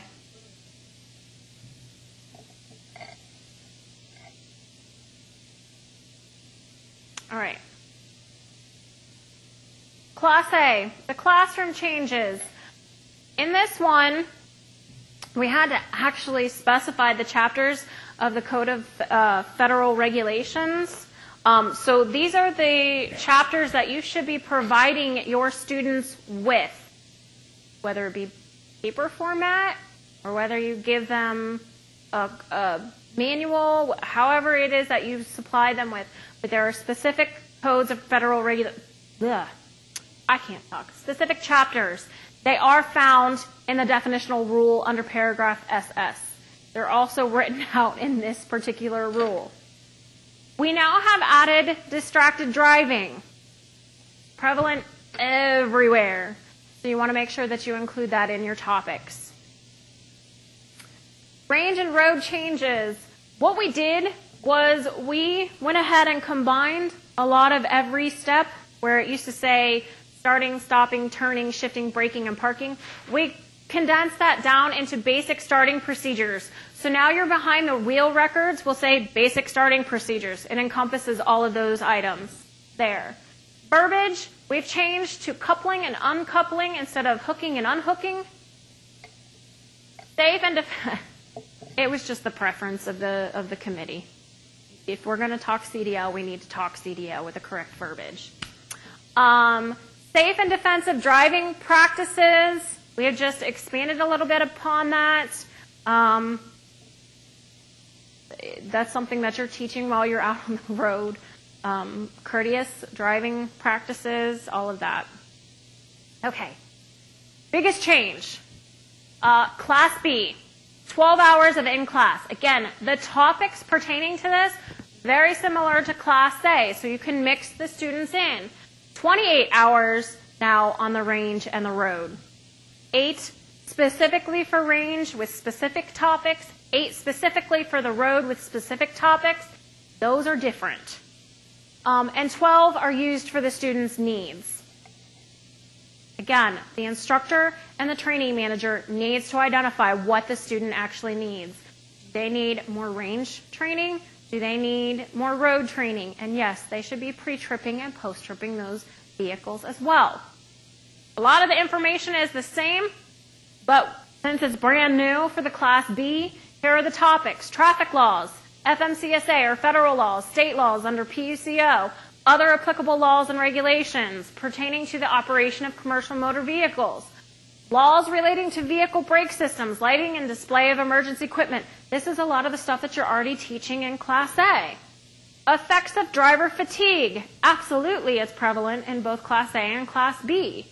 Safe and defensive driving practices, distracted driving, courteous driving practices, sharing the road, routine services, pre-trip, post-trip, occupant devices, CDL requirements, that means how to obtain their CDL, effect of alcohol and drugs, and driver safety ratings. A lot of the same information that's already being taught. For the classroom, we're also going to cover hazardous materials, proper thoroughfare with a railroad, and the no zone. Important that truck drivers know their own no zone. All right, behind the wheel. Again, we've condensed a lot of it into basic control, starting, stopping, turning. Here's where it gets to be different. Offset left and offset right backing. They're not going to have the pintle hook where everything pivots. Now it's just one straight truck. So there's no movement. So the maneuvers are going to change. Straight line backing, checking and servicing parts. Well, pre-trip, post-trip right there. Parallel parking, blind side right and sight side, 90-degree alley dock. Again, display of emergency equipment, use of hazard lighting systems, sharing the road, safe and defensive driving practices, and again, proper thoroughfare with the railroad. We already talked about this. Class A instructors can teach Class B, but they need to be properly trained. If they don't have any training in a Class B vehicle, have never driven a Class B vehicle, you should probably train them. Class B may not teach Class A. They're not allowed to drive a Class A vehicle. Make sure that the classification when it comes to the training, the classification of the vehicle needs to be appropriate. If you're training students for a Class B license, train them in a Class B vehicle. It's common sense. And that's my common sense man.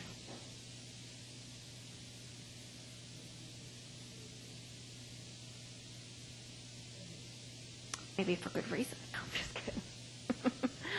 All right, training agreements. The only change for the training agreements for CDL is that you just need to specify what classification and the hours. All other items remain the same. So you don't technically have to create a brand new contract for those who are only training for a Class B. All right. The difference with the CDL records, again with the classroom and behind the wheel records, Both of these items, if they're not captured on the same document, on the same actual page, each one of them have to document the student's name and address. The only way to match up the training and make sure that they're getting the appropriate amount of training. You have to include the permit number or the driver's license number. Make sure that you include the validation date of each training session, actual start times, actual end times, and any break times. Again, observation and break times do not count towards the hours of their training. We also allow you to use stamped or electronic signatures. Make sure that you secure those or allow people that you trust to use those, because wherever that appears, you are responsible for that information. If you're going to close, make sure you follow the proper closing procedure. Maintain that as part of your records. Finalized records, and this is the new one, finalized records may be stored at the main enterprise office. We have plenty of schools out there that operate multiple locations, but their main location is at a larger facility. It can encompass all of those records. So make sure but those records can go back to that main facility once they are complete. Active records are stored on-site in the classroom or the office. Records stored electronically, again, in a secure office computer or off-site data center. Don't want any of that information compromised, or if one of your instructors, and we've heard this, if one of your instructors becomes upset with you for whatever reason, like you fired them, you don't want them to have access to student records where they can start taking those things. You don't want bad things to happen, so make sure that you are following security protocols.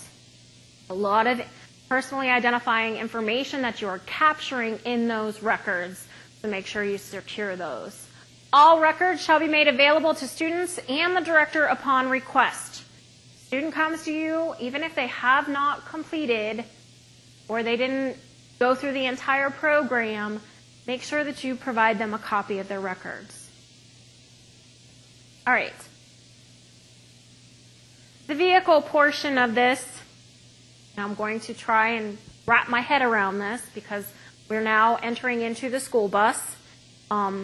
You guys, it's not new for you, but it's new for us. All vehicles are required to meet the FMCSR and PUCO regulations. We would be here for days if I had to cover all of that. If you're running a CDL school, you know what that means. It must be equipped with safety belts. You have to use those safety belts whether they're comfortable or not. You have to use them during the operation of the vehicle, especially when you're training. All vehicles shall have an instructor brake that operates both the tractor and the trailer brakes. Student driver signs, again, on the front and the back. The lettering 3 inches or larger, clear and not clear as in, no color. Talking about that it's legible and it contrasts the color of the vehicle. So if your trailer in the back is white and your tractor is blue, don't put blue on the tractor and white on the trailer. You switch them. And it does have to be reflective. Make sure that they are reflective. You guys do pretty good with that, though. All right. School buses. School buses, as defined in Section F of 451101 of the revised code, and they comply with 4511.77 of the revised code, are exempt. That means they are an actual yellow school bus that comply with these codes. They're an actual yellow school bus. They're identified as a school bus. They have the seats. They have everything in them. They have the stop bar, the stop arm, whatever you want to call it. They have the lights. They are exempt from instructor brakes. You are not allowed by law to put in an instructor brake in a school bus that complies with school bus law regulations. And they are exempt from student driver signs because by law, you're not allowed to put any other signs except for school on there. So no student driver signs. That's only if they comply with these. That being said, school buses as defined in these other sections, 4513.50 and 4513.53 are inspected pursuant to 4501.52 of the Ohio Administrative Code. Now, put that in layman's terms.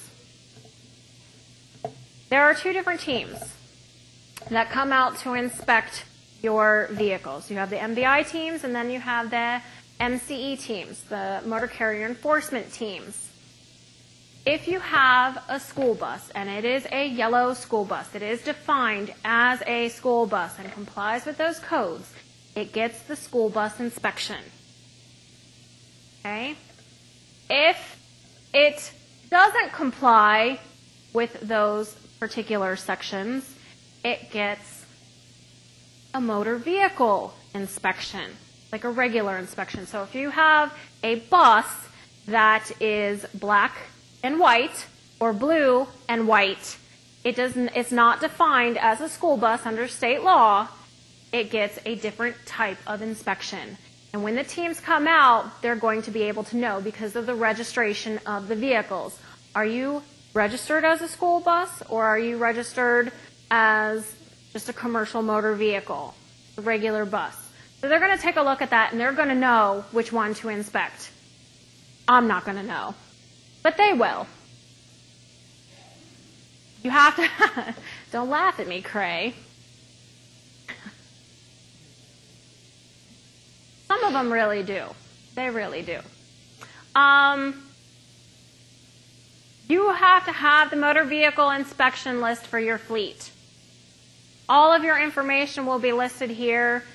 This is the document that you must use. Start using it on an annual basis. If you've already had your vehicles inspected this year, you don't have to start with this form. I would go ahead and fill it out and get it ready for next year's inspections.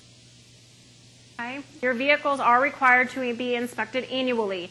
Now, again, same thing applies.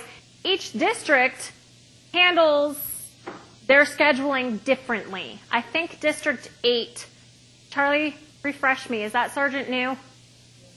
Thank you. All right, District 8 is sending out a letter for all of you who operate, if you're familiar with Sergeant New and his group.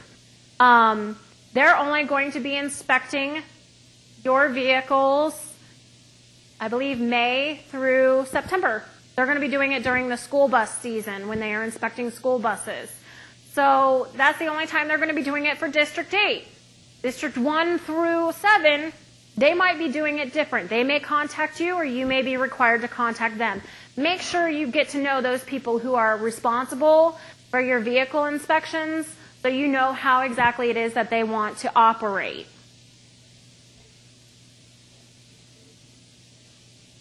All right.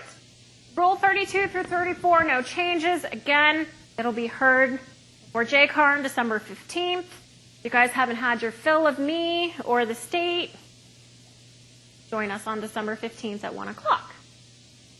The only thing we did for Rule 35, where we talk about the prohibition of guarantees, we just clarified the language to mean that it goes for commercial motor vehicles and not just motor vehicles. So therefore, it's your own rule. 36, again, no change.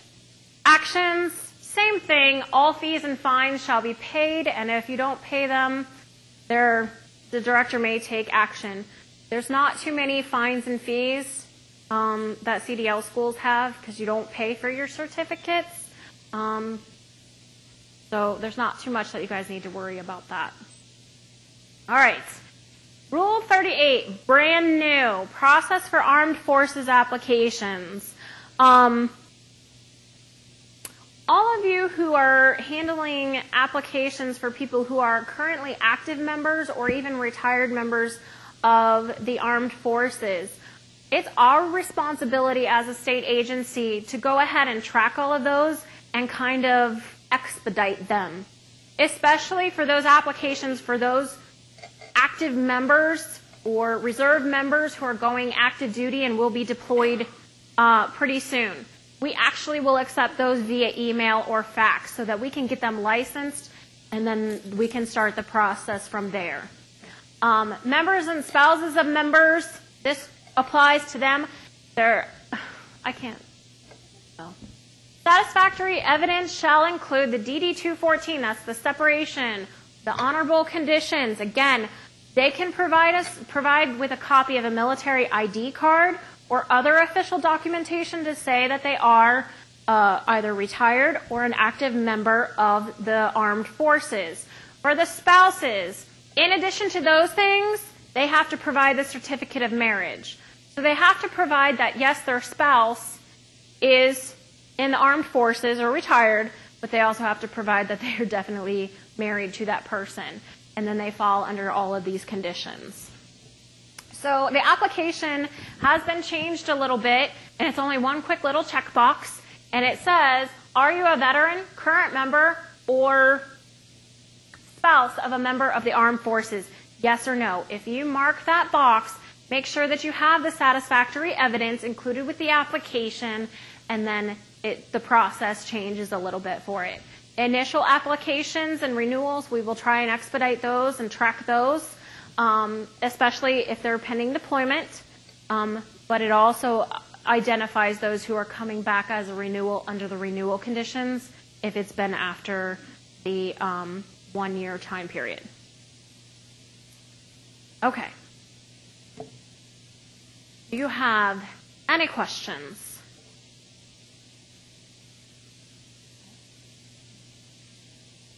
You guys have been a great group. I truly appreciate it. Thank you for coming out and sitting through this. Rules are not fun to write, so they're not fun to listen to either. So thank you guys. I appreciate it. I hope you guys have a wonderful Christmas season. And I will be talking to most of you. Thank you so much.